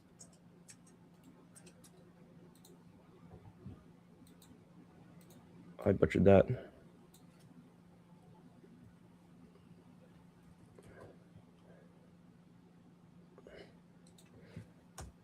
Davis falls 10-2 inside the distance. 102 days remaining in year when Narulo last won inside the distance by knockout. Right here. Bang, bang. And then that matches with the 12s.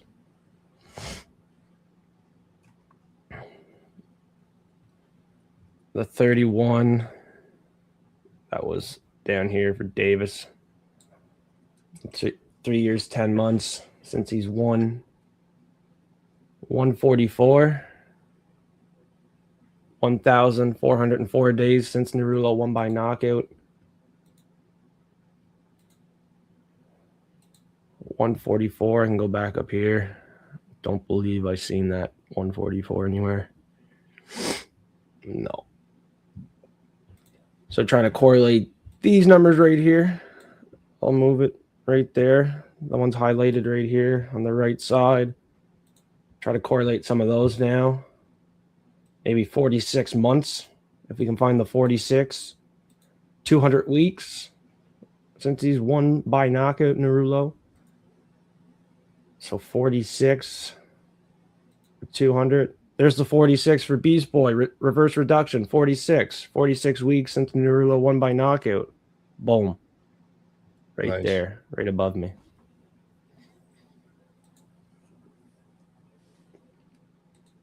Yeah, we rake that one up. That supports the knockout again. 46 months since Narulo won by KO. Beast Boy equals 46 reverse reduction.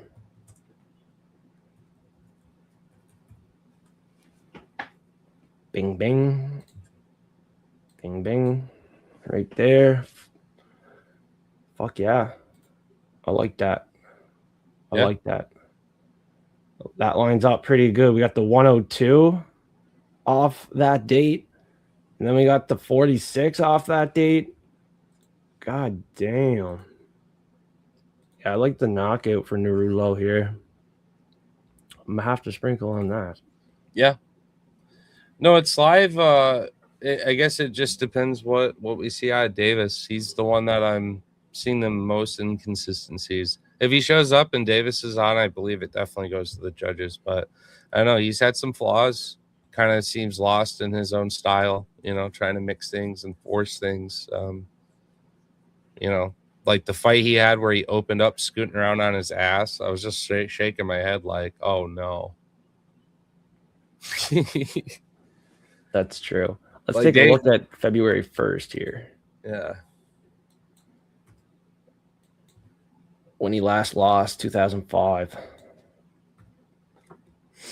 He's never been knocked out, Mike Davis, and he's only been finished the one time to Gilbert Burns. So him getting finished, let alone losing, is honestly tough to call looking at his career here. But yeah different time in his career now. Different matchup. He's 5-2. It might be time to take a different swing in his career, as he's always been on the upswing, right? 5-2, pretty decent fighter. Recent loss, Free Siam decision. Not a bad loss, really. And then Gilbert Burns, 2019, his only loss before that. Lost on the Contender Series to Sodik Yusuf. So, yeah, he doesn't lose often, doesn't get finished, never knocked out. Has had a pretty good career up till this point, right? This is a really good test for Narulo Aliyev. This is a legit test. A very legit test.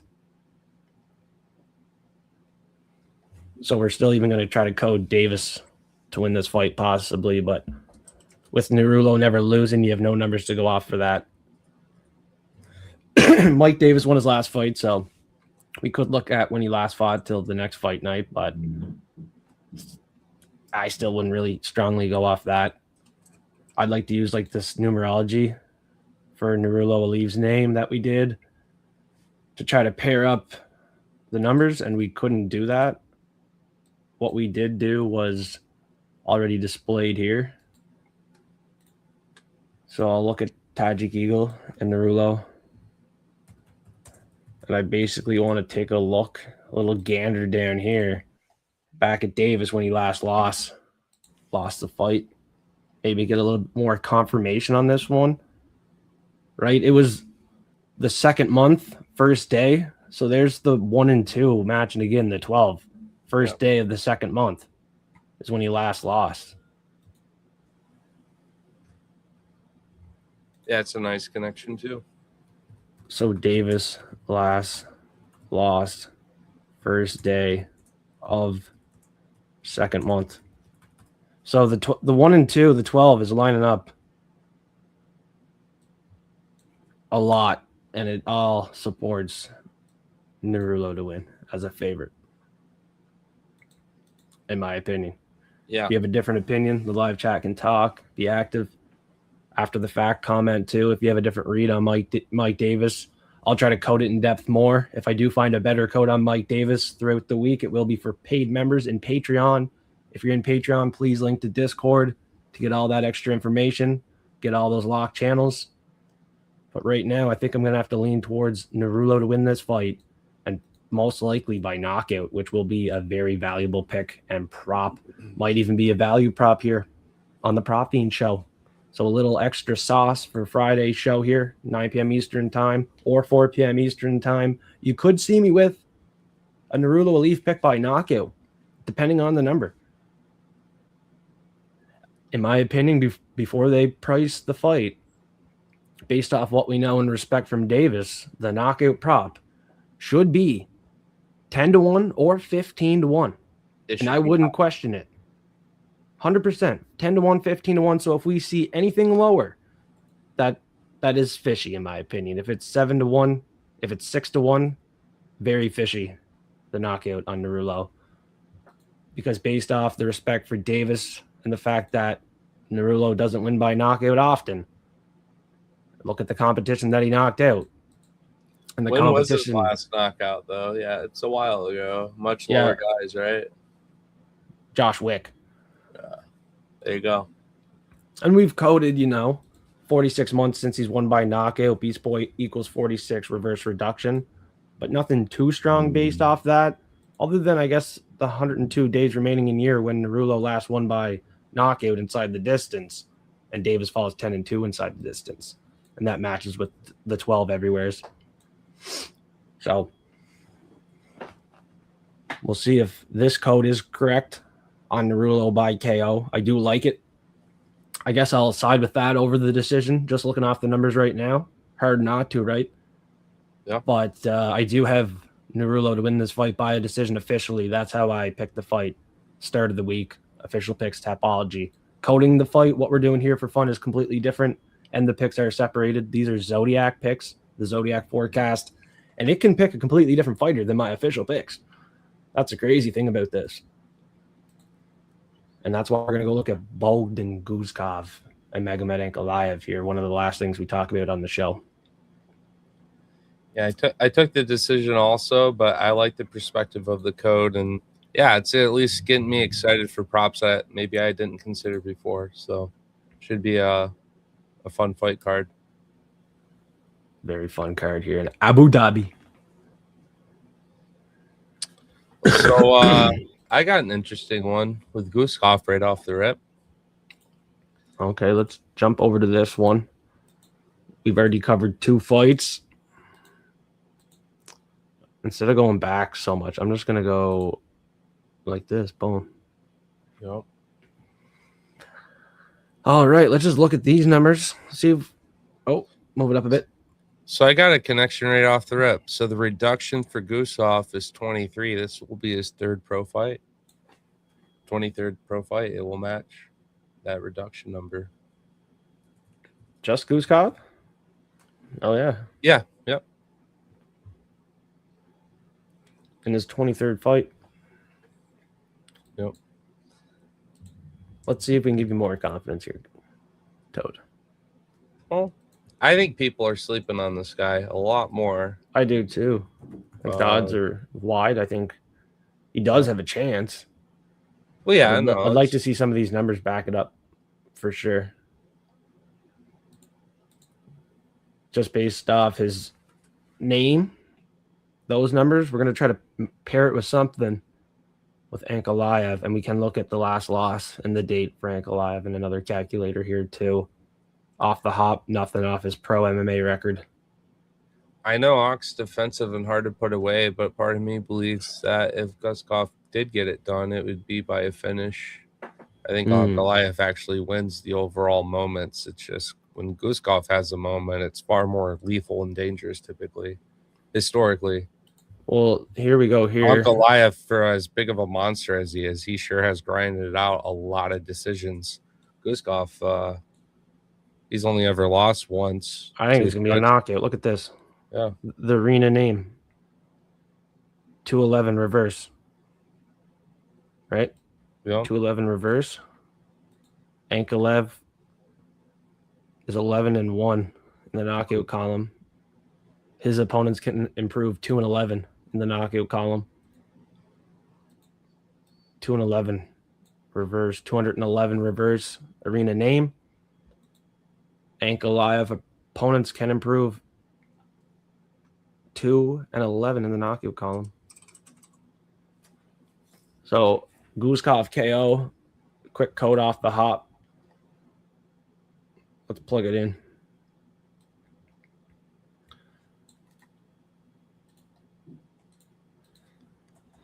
KO for Guskov right off the bat could be live.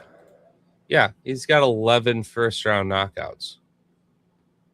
How many submission wins does he have? Like 3. Yeah, 3. So he can get his 12th knockout win, Guskov? Yeah, I think it'd be a knockout, but it'd be his 12th, right? Yeah. Would be Ankalaev is on 12 UFC wins. He's got 15 overall, but if it was like another first-round knockout, then yeah, it'd be his 12th first-round knockout, which would be a crazy one to have, honestly. Right up there with Poetan's. 13th in round 1, or 12th knockout round 1. 12th knockout round 1. Yeah, that's alive. Mm-hmm. That's alive. Ankalaev still confuses me how he comes out. Again, he'll take the forward pressure of his opponents, find his timing great, but we've also seen him struggle with some decent adversity too. He perseveres. He's tough, but yeah, no. Poetan had some nice pressure. Guskov, completely different striker, but dangerous in his own right. Faster. Going to be very explosive, Guskov. The way he does mix it as well. And if Poetan's going to sit there and get his underhooks and turn Ankalaev back into the cage, you bet your ass Guskov's going to be capable of doing worse, by the way. I know he's not as big and as powerful as Poetan in that way, but far more technical. And he is part of why you have the heel hook monster and Walter Walker, who, if you remember his UFC debut, despite killing it in Russia, that whole regional circuit, Lucas Barnowski or whatever, that dude showed up and beat Walter, just jabbed the shit out of him and made him look like he was going to struggle. Guskov has obviously spent a lot of time with Walter, and now he's pretty terrifying, and he knows exactly how to do it. I think old Thomas the Train's going to get derailed, get that heel just cinched up. Walter's the kind of guy to somersault. You'll see him do a fucking cartwheel and put his legs to the sky, fishing for that leg. And when he gets it, it don't take much for him. He's got really good killer instincts. My worry with him, though, is he does eat some shots during that moment. If someone hits him with a big club off the side of the head, could see like the Almeida Blades scenario, just elbows off the side of the head or something. But I'm excited for that fight. Very much so. He'd be a fun one to dink around with. But yeah, it's Guskov live in the fight, short notice. Is he likely to win? I'd say he's rightfully at least a 3-4-1 dog. But to say he's a 6-1 dog, to me, that's getting to the range of disrespectful. Because if this fight ensues 6 times, I think Guskov easily gets a fight or 2. So that's where I have to hedge it. No matter what I do this week, it's already submitted. It's already submitted. It's already I don't see the submission in this fight. I'll say that. It's 6-1 for a finish. And with how he trains and how the knockout. Same. But here's my thing. My bookie pays like 650 to 1 for the knockout, and it pays like 550 to 1 for Yeah, you don't submission and risk it. knockout both. So it's like, yeah, I'm gonna play both. And Yeah, just you cover don't my risk head. it Yeah. when it's that close. Yeah. But I'm gonna call the knockout just for the code. To your But when betting, yeah. To your point though, respecting that also, the bookies believe it would be a knockout too. His is at a 6.5 to 1. His submission props over 30 to 1. Oh, so geez. the bookies do not believe at all that's even remotely option to get a submission, but yeah, nor do I. That you don't risk it when the number's so close with the finish compared to the most favored outcome. Yep. So where else can we find some good numbers? I might have to look at Anklev's name. Right now, 20. I like the 211. Yeah. So Gooskov KO, that code does line up pretty nice. And that's the last time he lost by knockout. And it was round 1. He got knocked out round 1 the last time he fought. But just the numbers 2 and 1. Scroll up and look at Onk's record. 2-1, 2-1, like crazy. They're everywhere. The 1s and 2s are everywhere, especially in his UFC record. Mm-hmm. So that 12th round 1 KO is live for sure. We'll make note of that one. Based off Hitman's name, you're not going to be able to find the Gematria with his name match up unless maybe we look at the loss here, the date he lost, October 4th, 2005. So that was September, October, 10, 4, 25. So 42 weeks since Anklev lost. Oh, I thought I seen 42 somewheres. Yeah, because it's 42 weeks exactly since he lost. I thought I seen that 42 somewheres. Right there, the reduction. Holy shit. UFC Abu Dhabi. I think that's just a hashtag, though, for the fight night. But I mean, UFC Abu Dhabi, it's still like a hashtag the company uses and promotes frequently. Sure. Yeah. 42 weeks exactly since Anklev lost by knockout round 1. Make note of that.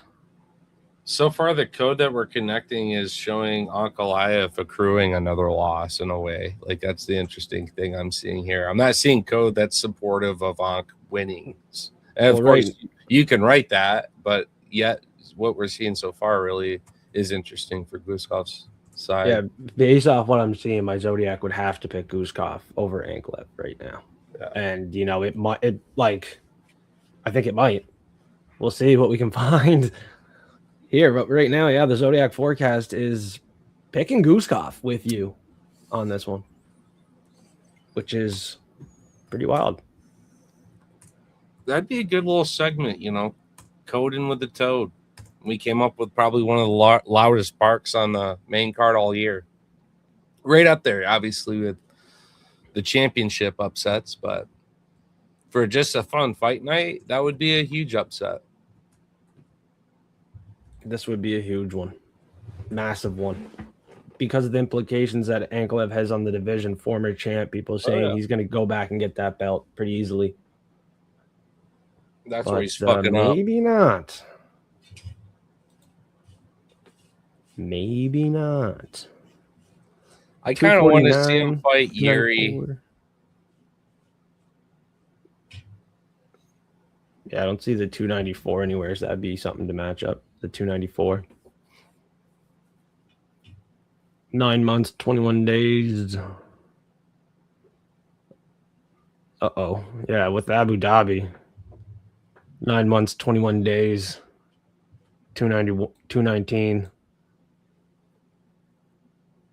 21 days, 9 months.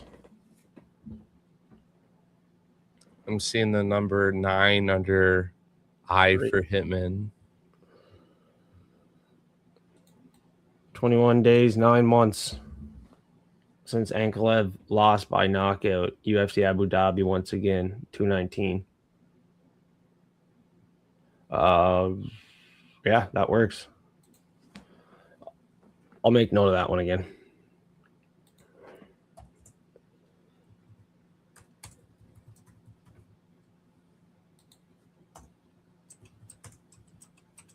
21 days, 9 months since Big Ank lost.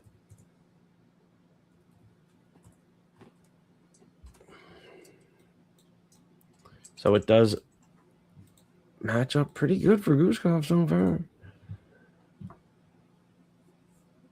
And then you can look here. These were the days left in the year. 88 days left in the year. And the 277 when Ankalev lost.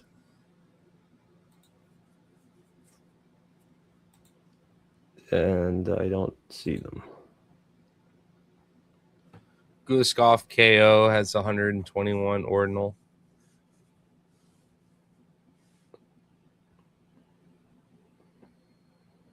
Really? Yeah. So there's that series of numbers again. Yeah, that was a series of numbers, man. What does Bogdan Guskov KO? Or just Guskov KO? Is there an 88? It's still 121. Guskov KO.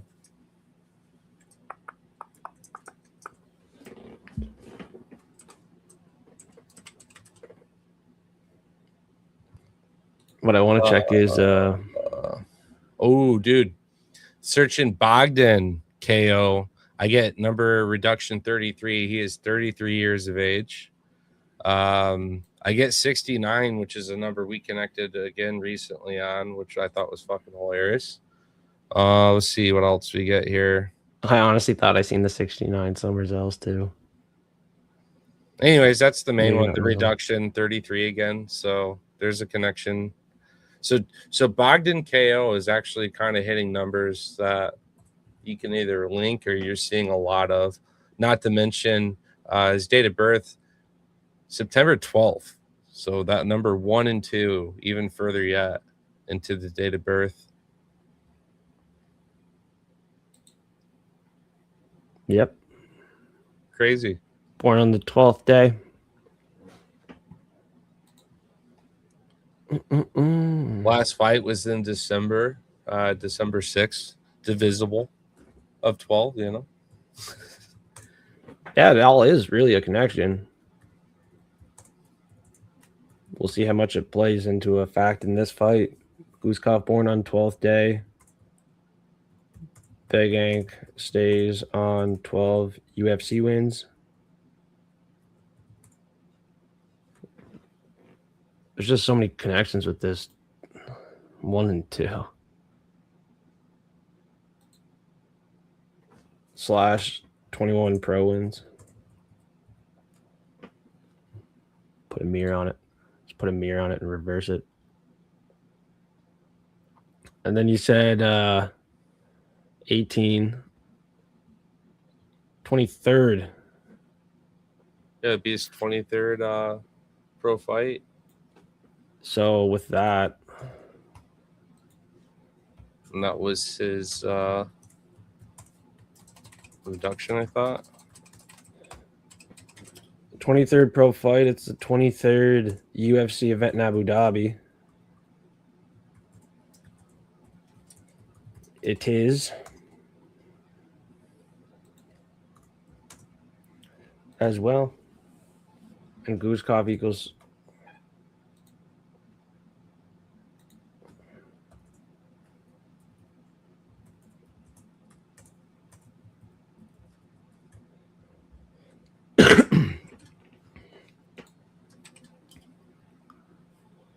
So I'm going to pull Ankalev's name now into this one. And I'm going to go get those dates for the knockout win for Guskov. That's easy. Just the one name we need.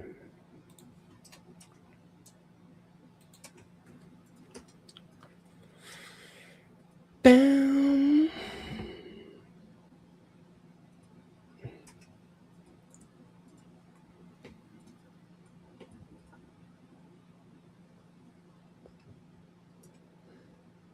The 125 almost matches with Guskov to get knocked out, fall 15-2 in the knockout column, or his opponents improve 2-15 in the knockout column. But yeah, those numbers just don't match exactly. in that situation scenario. Looking at these other numbers, you got the 28 and 82 right there for Megamed Ankalaev and the 53. And I just don't see it here for Gooskov. Round 2. Yeah, round 1 KO or bust maybe for Gooskov based off the codes right now. Definitely going to go more in depth with it. 4, 5, 6. He's in his 7th UFC fight right now. Curious what the fight looks like to end by KO. Yeah, so we'll take that date for the KO for Gooskov.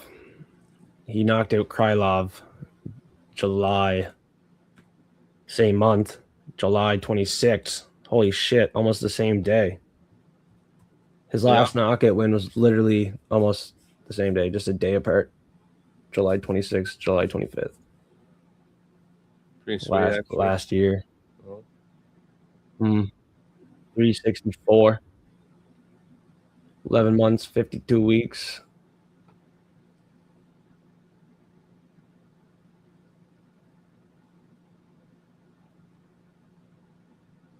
Yeah, I remember during that walkout of his, I was telling somebody he's like Baraka from Mortal Kombat, and he came out and fucking starched him first round.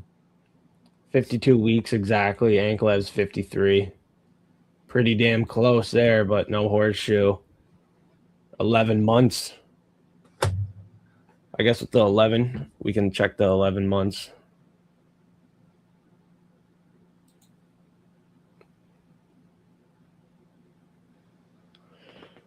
Ankalev stays on 11 knockouts. I'm not going to bother writing that up on the 11. Yeah. 15, 16, 18 and 2 in the finish column, just inside the distance in general. 18 and 2 is Gooskov. So we can fall 18 and 3, 19 and 2. Still not seeing that. 18 and 3, 19 and 2. I'll go back to these numbers.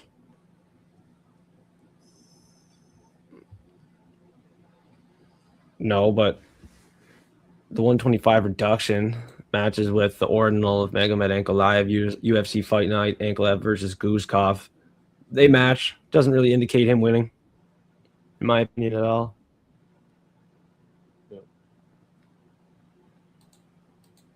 Not based off that. And I see the one 18 and 5. Close. Not close enough. We're looking for the 18 and 3 or 19 and 2. There's the 19 and 2, I guess. The reverse of Abu Dhabi again right here. So that would favor the win, though, again, for Gooskov. If we use this number, favors Gooskov again, improves his opponent's fall 2 and 19 inside the distance. There's the 219 reverse again. What fight did we use that for? Was it this fight? Might have been already this fight. We've already used it.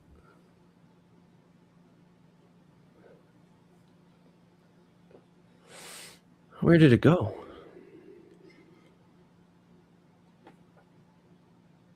I don't recall 219, but you know, I was weed whipping. I recall the 219 I shot. Maybe we didn't write it down. Maybe we just talked it and didn't write it. Because I remember saying 219 recently at some point on this show. But yeah, I guess we'll have to write it up. Don't have it at all.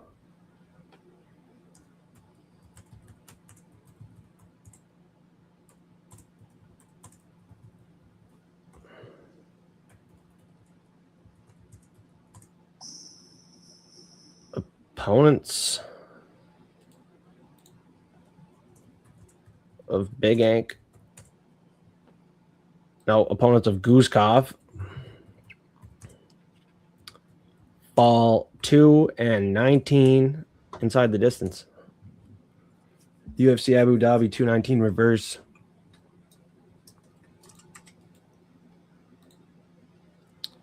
I think we're going to want to cut that. Knockout column. Throw it here in the code. This just supports the win. Cut that out. Put it here.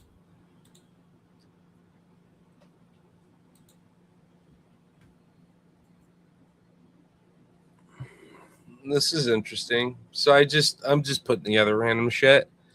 The initials of Bogdan and Walter Walker equal 5418, 5418. So repeat pattern between the two.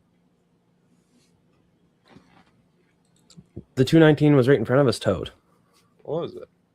21 days, 9 months since Big Ank lost. I saw that and I wasn't sure if it truly was like together, like 219. And then the UFC Abu Dhabi 42 reduction, 219 reverse. Okay. Yeah, we literally talked it on this fight too. That's crazy. So yeah, we can throw this one. Cut it, put it right under it.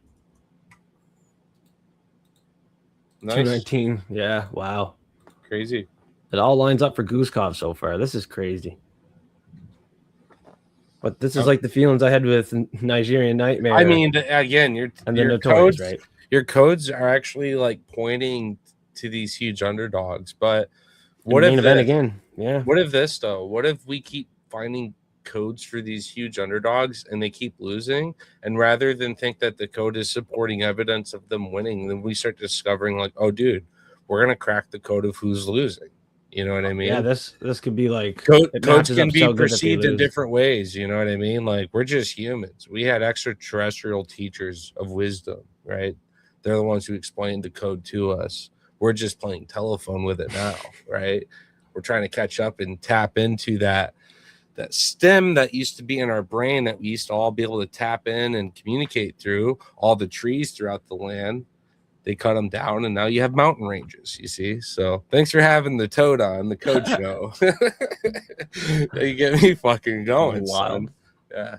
Oh, that's true, by the way. There were giants, and there used to be giant trees, and there's mountain ranges that are like the fucking roots of the trees, basically, now. All stonified and shit. Dragons that way. Giants. There's one near me called the Serpent Mounds I'm going to go to. Pretty interesting shit, dude. Chris Wilson said, I don't know if it's because I'm stoned, but man, the way these numbers match is wild. Yeah, the way they match up is pretty friggin' wild here. For Chris, I think it's both, son, because I know you smoked that fat fucking doob hanging out with his son. Appreciate you, bro. I think it's both. Well, I might have to put money on Gooskov. So far, so good for him. MMA Toad. Well, it's a fight, and it's a fight at an upper weight class where finishes and upsets do occur. Club and subs can be a thing. You know what I mean? So Bogdan, this is a craft that he has a very good training and sparring partner, Walter Walker. They work together on this. It's not just Bogdan throwing on his feet, his ability to mix it. There's a reason why he's been the better end of being a hammer instead of the nail. And, well, he's definitely going to have to try to pick and open up on Ankalaev, but I think they are expecting those counter strikes, and I think they do have pretty good fight IQ. I got to see Bogdan cross the void and grapple up and kind of put that pressure on Ankalaev. He is the one stepping in short notice. It's going to be hard to have that pace, but I think this guy stays after it, and he's the kind of guy that it will step in and take risks. And that's another huge shout out there, especially at this level. Many fighters would say, I can't risk my chance at the belt. You know what I mean? So shout out to him there. A Russian that's stepping in short notice. You don't fucking see that a lot. You don't. He has balls. That's for sure. Nope. Bogdan has balls. That's my boy Baraka. I've been fighting with this dude on Sega, Super Nintendo, even the Game Boy. Me and Baraka go way fucking back, and rip them blades out, son. It's gonna be bad, my Bogdan. It's gonna be bad, my boy. Man, fuck Bud Light. Don't drink that. Don't drink that watered down bullshit. It's Cool Bet. I see the Cool Bet ad. It's pretty cool. Well, fuck Bud Light. They pulled the sponsor from my boy Dustin. He's too good for y'all anyways. I hope he gets I don't know, the next UFC, like a Morello or I don't fucking know. I think he's actually doing polar opposite now, which is good for him. He should just rip dubs with fucking Gaethje and me. It's way better than that dirty liquid. Yeah, I'm looking at Magomed Ankalaev's name with the time that Guzkov lost just to try to get some codes going the other way for Toad. Hey, 14 minus 2 Vulcan is that 12 number again. We're finding ways to connect with it. There's September also. September 2nd. So it's still a September with a 2. Yeah, just looking at that, you could just pry it apart. Then go to the time it ended in a fight. Then look at number of strikes attempted, landed, submission attempts. You're going to find numbers that you have to truly dig into to even imagine sinking further than what we've already provided. But I bet there's more. That's a crazy thing to this. I'm seeing that between your calculators and all the prying, you can probably do this all night.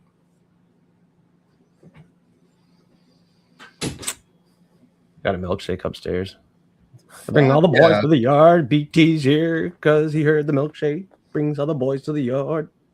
Hey, we shouted out BT earlier when I saw all the OGs rolling through, like Tyler and Chris. I said, yeah, it's cool seeing guys like BT rolling through, and here he is. Welcome, brother. Yeah, BT, what you missed was the decode on Muhammad Saeed to beat Dustin Jacoby here. 206 day of year is fight night, and 206 days remained in year when Jacoby last lost. Jacoby falls 10-7 in the UFC. Muhammad Saeed 107 in the ordinal. Full decode later in the show.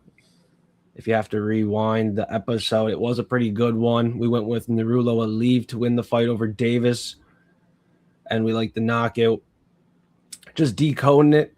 Early leans, I'm going to try to decode the fights more in depth too later on my own time. For paid members, these are early code leans, how I'm looking at decoding them, how I decode them, and I even go more in depth. I can use their date of birth to the fight night date and use more information.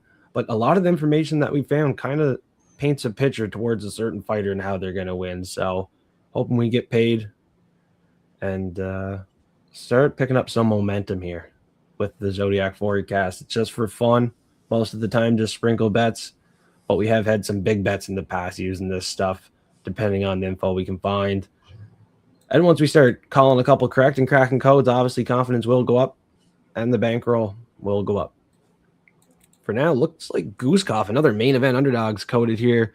Not entirely confident in this one, but might have to sprinkle down. Shit, I'm taking them. I know you're. But the main event decodes, obviously, with Usman and McGregor, not great. Maybe Guzkov's to come back. That's where the code's leaning right now. Y'all seen how I found info, what's lining up his way. Kind of a tough time right now to find info on Ankalaev, but clearly he's a big favorite and my pick to win the fight. Codes are saying otherwise, so that's very interesting. Like Toad said, maybe the guy that has the best code to win just loses. So the more we do it, the more we will learn, and maybe we pick up on that. Maybe the most favored code, that guy always loses. He always loses. Yep. So fading the most favored code. So if we say Guzkov, most favored, Narulo by knockout seems really good. So we just go the decision. Or maybe we go Davis. Maybe he loses this one because there's so much info on the Narulo side. All right. Maybe Muhammad Saeed doesn't win and it's Jacoby. Right. So maybe these are all fades.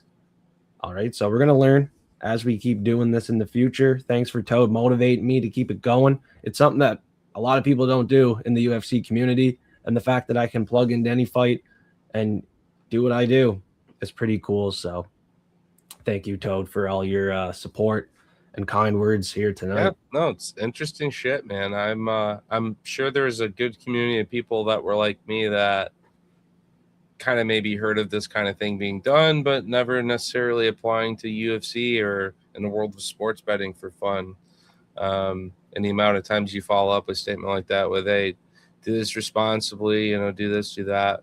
Yeah, I'm going to help do all I can to continue to promote people this way, because I don't think they could be in better hands, man. You offer a good little variety on your shows, and we're all having a good fucking time and collaborating and shit. We've even my buddy, I called out that live parlay he placed in me, and you're like, man, that's a moonshot. It cashes. Like, those guys getting to kind of catch up with me, like, oh yeah, that's cool that that Fight Fiend guy seems real passionate, dedicated to the craft, and you guys are doing a lot of that over there now. And I'm like, hell yeah, dude.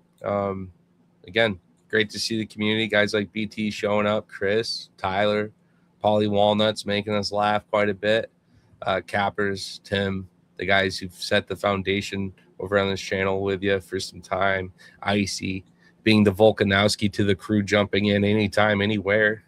Yeah, I can't help but Clutch. Fucking love my part in joining up with y'all too. So Prop Fiends is going to be better. Got a lot more safer plays. I've taken a lot of big stabs and moonshots that, given the year of the dog, have actually, when the props are so high, in some cases paid up. But I'm going to go back to some of my old ways. A lot of secure 2-3 leggers too, just based on distance. When you got two killers in there and you're like, yeah, there's a good chance this one finishes. I think the majority of people were expecting the knockout last week also on that main, me especially. So I think this is, in some regard, an opportunity to have a nice main card where some of us will bounce back. I think distance is still a great thing to bet on this fight. I'm not expecting this to go into the judges, just based on how Bogdan's either going to give it or take it. You know what I mean? Mm-hmm. Yeah. You know what it is. This is going to be a nice back and forth fucking nasty fight. And I think Bogdan is too dangerous to go 25 minutes without having his own opportunity. But we know he can be finished too, right? So I think you're going to hear a lot of cappers say that this one's going to the judges and decision Ankalaev, but I don't know. I don't think Bogdan's going to go out like that, for better or for worse. So be careful on that one. I'm just throwing it out there early. It's definitely something I want to look into more and try to provide some points. But so we'll look at the numbers for Ankalev's last knockout now till fight night, see if we can find anything. I can't really match up anything from when he beat Pereira, his last win, till fight night, or Bogdan Guzkov. And his numerology here. Put up the Poetan fight, if you don't mind, with Ankalaev for the timestamp on when he got finished. You see that? Yeah, right there. You see what I'm getting at? This 12, this 1 and 2. Bro, like, the fight is number 2 even. The round was 1. I mean, again, you can sit here and put 1 and 2 together in so many. UFC 320. It's the 23rd time. You just flip the 32. Yep. 2 and 3. It's the 23rd time UFC's headed to Abu Dhabi. Oh. Yeah, that 120 on the clock. We have to add that.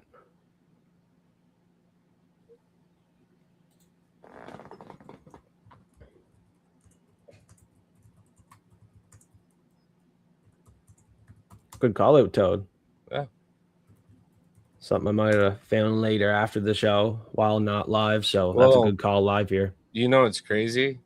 I wasn't even reading it on the screen. I had thought of it. You didn't even know what it was? No, I didn't know what it was. I said, let's pull it up. Oh my God. And then it showed it right there. And as I'm reading it, I'm like, what the fuck? So, that's freaky shit. Yeah. That's fucking freaky, dude. If Guzkov wins by KO in round 1, I'm gashing. Ugh. I'm cashing. If Guskov wins by I'm doing it everywhere, bro. if he wins by if he wins by submission, obviously that's the biggest cash because at 30 something to 1, I am putting something on it because he grapples a lot with Walter. I don't give a fuck. He is only getting better. Someone doesn't get subbed until they get subbed. You know what I mean? Yeah, at 30, whatever the fuck odds, I am putting something on the submission, but the knockout prop alone is so close to my just win by finish Guskov. I have that in play also. He is a considerable dog, and I think that part actually grows as the fight ensues, as I'm hearing so many people on one side of the fence. So between live odds also, money line something I'm way less secure about because if it goes to a decision, there's a good chance it's in Onk's world also. Let's just admit that part. So, oh yeah, big time.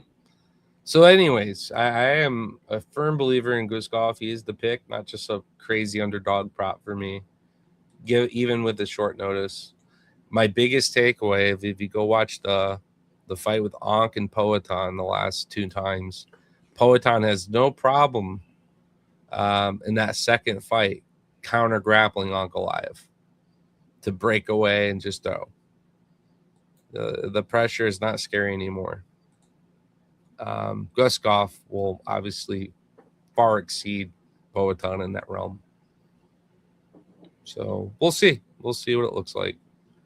It's not looking very good for Big Ank on coding numbers right now, unless I'm missing something. I think the fight to end by knockouts live is shit.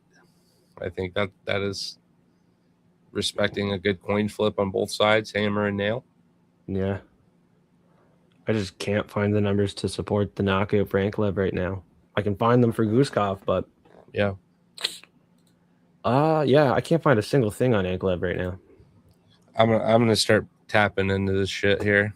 I'll see what I can do. At the start of the show, I'm like, yeah, just gonna hop on for an hour here, code a couple fights. Now we're almost 2.5 hours in.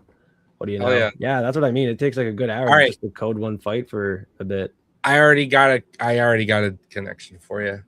So I typed in Onk and then Goat. Now don't ask me why I'm making the association between the two. Just go with it here. His reduction is 24 and his ordinal 69. So Onk and a Goat did a 69 ordinal. Oh my, that sounds fucked. Which may over there be quite ordinary. Ordinal, ordinary. Goat, Onk. Oral with the Goat, maybe? But, is that what you're indicating here? But 24. What's 24 divided by 2? See 12. Where I'm at? Yeah. We're back on the 12 back here. On the 1 and 2. It links back. Should I write that up? No, but again, Onk has, this will be his 24, or well, sorry, he has 24 pro fights. So the reduction matches that part. The reverse is 120. Right? 25. Oh, because of the draw. Sorry. Yes. So Ankalev's, I guess, yeah, okay, there you go, Toad. He's in his 26 pro fight? No, I have him at 21-2-1. This will be, he has 24 pro fights. 24 matches the 24 reduction for Ankalaev. But then his reverse is 120. He has 1 no contest. So they're not showing that when I pull it up. Okay. Weird. 1 no contest in the UFC. Yeah, I'm looking at just like Johnny. the fight card one. Okay. Well, good call out there. Because I'm looking at it like 24. Like, well, that does match. Yeah. So I actually like the 26 with the no contest because the 26 pro fight for Ankalaev on the other screen here. 2 years and 6 months since he won by knockout.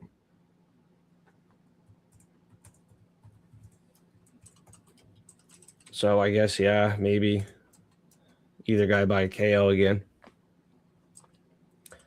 I really don't want to see him win a decision, so I do kind of lean KO now. I think I have decision on my official sheet right now, but I am going to change it to knockout for Ankalaev. So I would like to support it more. Can't find anything on him in general, but this is the first thing, 26 pro fight. 2 years, 6 months. Holy fuck. Since he won by KO. 12% of people on Tapology have Goose Golf.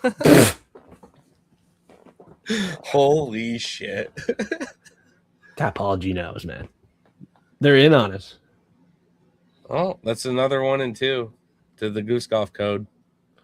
It is. Although it's not supporting evidence of why he went. Which may further prove the code is going this whole opposite direction than we may have initially thought, right? Yeah. Yeah, this is starting to go the opposite direction that we thought for sure. Now it's supporting Anklev KO, as it's been 30 months since he won by knockout, 30 reduction Abu Dhabi. So it's starting to support either guy by knockout. But for Anklev, all these numbers I'm pulling off are just based off his last knockout win. Yeah. The 13th of January. Versus Johnny Walker. Who is a training partner of Guzkov and Walter. But yeah, more lining up for Big Ank. 30 months since he won by knockout. Abu Dhabi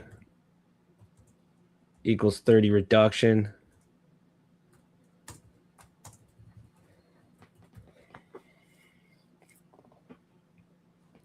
Then we can go back up, keep looking here.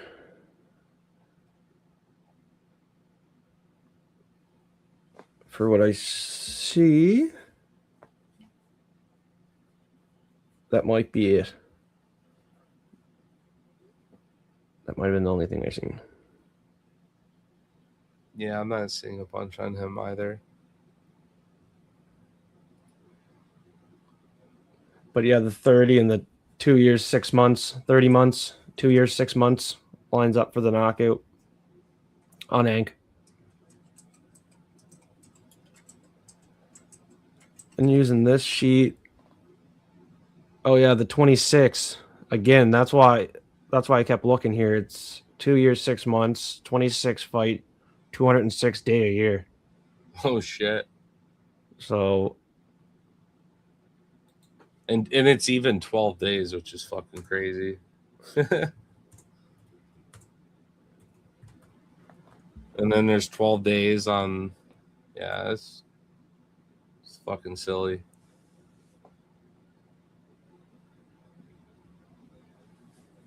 And that's just all supporting him by knockout based off his win with Pereira by decision. Couldn't find anything that really stood out. So I guess I'd lean Anklev KO or Guzkov KO. Fight ends inside the distance, probably the right lean on that. Yeah, I think it is a knockout. So that's obviously one of my favorite plays of the week. I'm definitely taking it on the prop show as well. And here's another one. You tell me when you see it, Toad. I mean, we have 12 days and the 30 months, the 2 years, 6 months. There's which am I looking at? I'll start typing it. Tell me if you've seen it. Oh, improved, yeah. Improves, no, 13 and 2. 13 and 2, yeah. And it's 132 weeks. Since he won by knockout. Yep.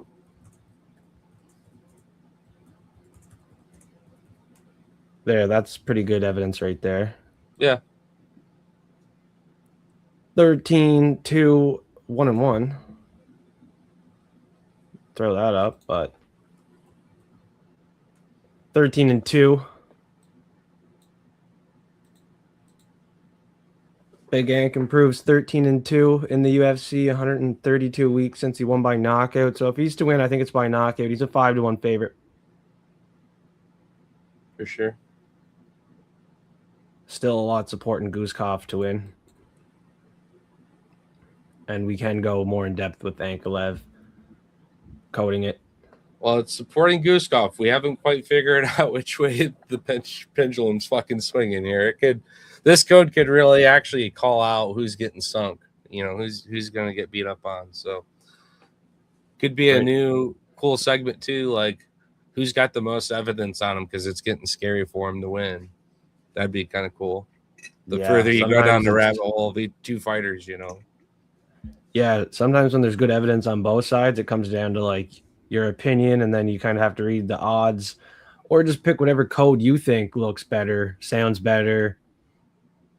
It's almost personal opinion at the end of the day. That's the truth behind it. You get the information that I provide with you, and then at the end of the day, it's your personal opinion. If you like the Goosekoff code versus Anklev code, if it's more double-sided, as we're getting there, right? In a double-sided code, it comes down to your personal opinion, which majority of the time, that's what it should come down to, how you're feeling on these fights. No one should be forcing you into a play. That's for sure, right? Yeah. You're always here for like a free initiative or extra info too. Understand someone like Goosekoff isn't meant to be like, I'm hammering all my units, most confident bet of the card. This is a perfect hedge. This is a perfect, I'm able to put lesser value to hit way bigger numbers. And Uncle Goliath will be parlayed. He will have other legs that will help give him his proper plus money value, that I should be able to go into this fight and enjoy and kick up my feet, knowing that regardless of the outcome, we took advantage of the opportunity, the props that were given to us to make out. One of my favorite plays was the Marvin Vittoria and Roman Dolidze card.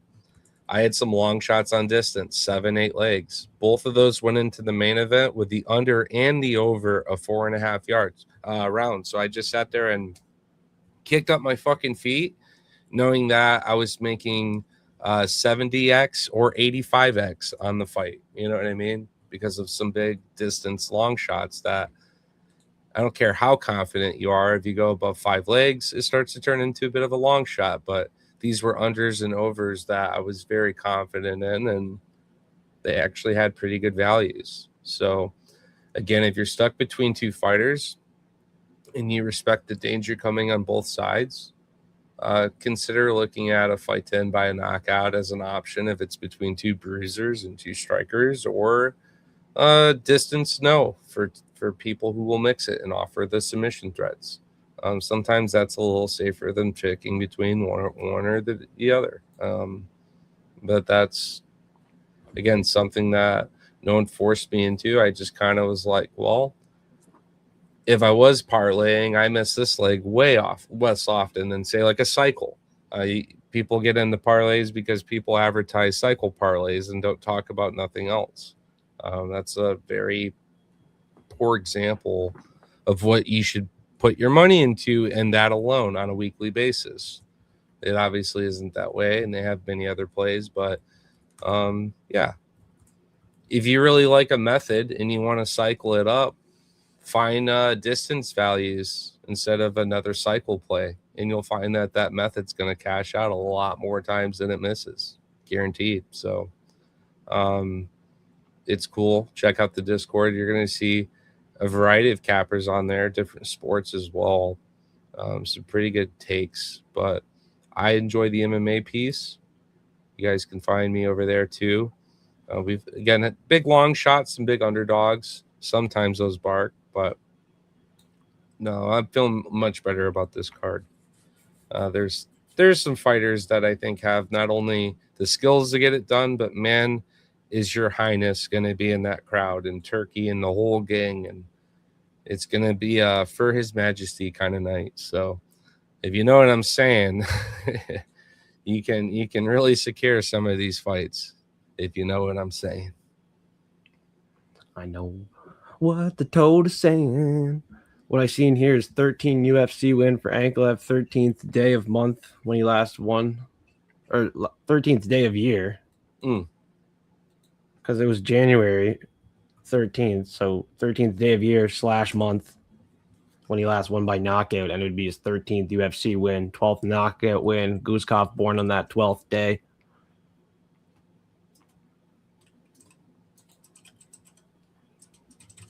On that 12th knockout win. Couple more things leaning towards Anklev.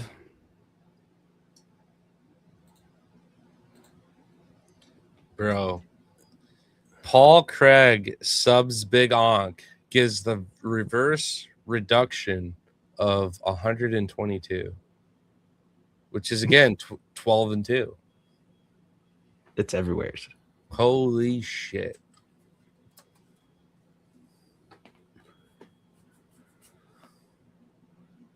Yeah, a little bit more double coded here now, this main event. Probably the most double coded one we talked about so far out of the three that we decided to talk about. We talked about Jacoby, Muhammad Saeed, Narulo Aliyev, Mike Davis, and now the main event, Magomed Ankalaev, Bogdan Guzkov, which seems to be more double coded. Favors both guys to win by knockout as well. Couldn't find much on Ankalaev in his last win, which was a decision. His last decision win, no numbers really supporting it, but as I pull up the knockout, able to find a lot more info. So Toad's probably right. Yeah, fight ends inside the distance. And then based off the odds, likely KO. But you don't want to be too greedy. If the knockouts say $6 inside the distance, $5, you don't get greedy. You just play it inside the distance. There's not much difference in that price. So why really chase that? What I do in a situation where fight in by KO, I have to chalk really hard, or distance no, is I'll tell myself, does a fight start round 3? Does a fight start round 4? And I can get into the specifics while sweating, fewer minutes. That's another option, depending on your bookie. Also, that for a lot of the light heavyweight and heavyweight fights, that distance no sucked, but I just said fight did not start round 3, and that opened up, negative 200 values or less that I was happier with, that I was confident enough to chalk. So something like that might be an option too. But yeah, I agree. If there's not value in it, don't force the value by playing extra hard and doubling down outside of what you would normally manage on a fight. So that's my advice. I like that. When I first came across your style, Fiend, is that, hey, I'm looking for plus money, or it doesn't interest me. And I think that's a lot easier to manage and be plus ROI for sure. So got to find the value. Yeah. For the round, I'm not going to say it's round 1. I'm going to say he stays on 7 round 1 knockouts. 7th UFC fight for Guzkov. Has the chance to win in round 2 for the 3rd time, or the 2nd knockout in round 3. So we're calling the round 2 or round 3 knockout for Ankalaev, 23rd UFC event in Abu Dhabi. And for Guzkov, I'd probably go round 1 KO or bust. Judging off this code, round 2 or 3 KO for Magomed Ankalaev. Hopefully we can come back in the main event. I don't think this is my most confident code, so I'm not looking for like a 3rd-time charm here. I've coded many fights and sports in the past. This is just new to me on YouTube, so hopefully you are enjoying it, YouTube. No, you killed it, man. It's good angle on both guys. Yeah, I like how we found more info on the other side here. As at the start, we're like, yeah, Guzkov got this. It's all leaning Guzkov, but now there is some comeback on Ankalaev. Still a lot more coding to do, but this is all the info we found so far. When it starts to get this double coded, this is where it's really tough to pick a side, honestly. It is. Yeah. A lot of good information on both sides. And you see this with, hey, the World Cup final, Argentina and Spain. I've seen good codes on both sides, not going to lie. NBA championship, I've seen a lot of codes pulling back towards the Spurs. Sometimes it's really hard to pick what side you're going to be on. So it's nice to have as much information as possible. That's why I'm here trying to give you the information that I have. And what was so fun about this show, Toad, we did it from scratch. Just my brain, you now joining in, the live chat, engaging. This is all we had. We started with a blank sheet of paper and came up with all this information here in 2.5 hours. So a lot more coding I'll do throughout the week. I'll even add to these if I can. So you can become a paid member in Discord by joining Patreon. Once you're in Patreon, link into Discord to get those locked channels. Last week, I think I forgot to post all the bets for the UFC. They're all in Discord. Forgot to transfer them to Patreon. So if you're in Patreon, link to Discord to get all those lock channels. Discord is the bee's knees. It's absolutely free too. Huge community growing in that. We got MMA Toad in Discord and Prelim Tim. So Discord is the place to be for sure. It's growing each and every day. Thanks to Toad and Tim. Oh man, thank you. Thanks to your work. Again, hitting all the avenues in the game, not just picks, not just props, but kind of going outside the box, driving ship on something that you're still one of the, I don't know, pioneers at, because I feel like I've been on YouTube for a while now in the MMA space, much longer than I was ever the Toad, right? I did a lot of private, friends and family. Here are my predictions. Here are my bets. I've been doing it for about 6 years or more, but yeah, coming across your stuff was really cool because it made me think about fights in a whole new light. And I am already a person who kind of will go down rabbit holes and kind of, hey, I'm open to hearing anything, and it's just interesting perspective.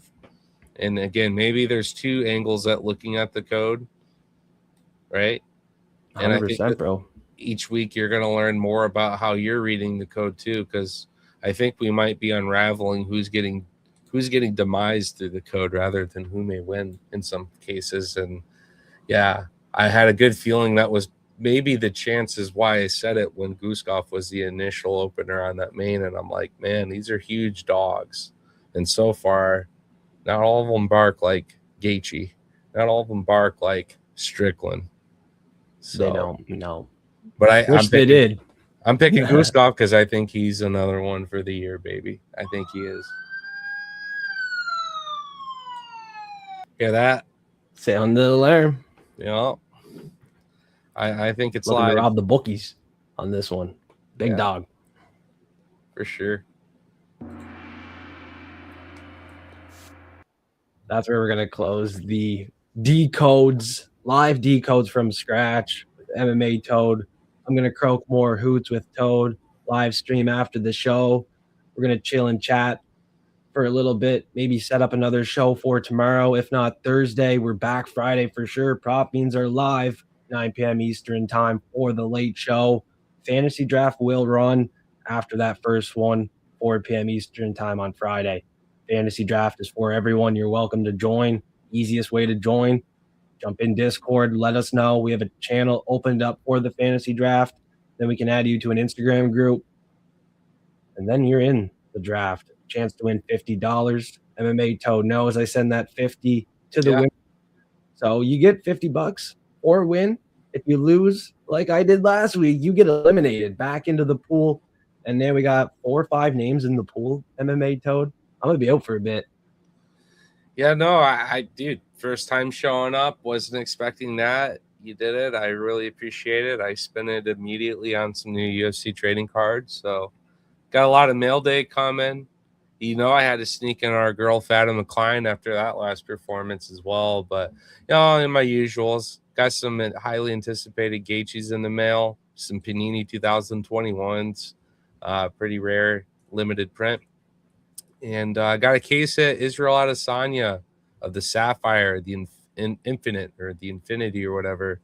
Beautiful case set. Israel Adesanya, stock really low.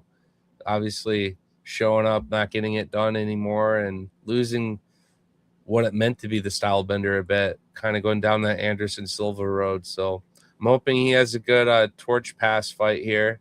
Maybe gets that W and sails off with some kind of glimmer because he was a really good middleweight champion, and his stock has never been cheap up until sometimes at some points in time recently. So I'll make a whole video yapping and chirping about that crap. We're going to close this one out. I appreciate you having me on for my first appearance doing code with Toad, but it was a good time croaking with you as always, brother. And I appreciate you guys in chat. Cool to see you again. A lot of these same faces showing up. So like, comment, subscribe. Much love. Let's fucking go. Follow this man right here. Get in his Discord. Pay him his fucking dues. See, look at this man's hair. He loves this shit. He is dedicated. So appreciate you, Joseph. Love you, Fiend. F3 did it again. Slam that little toad wiener bitch on my outro. Peace.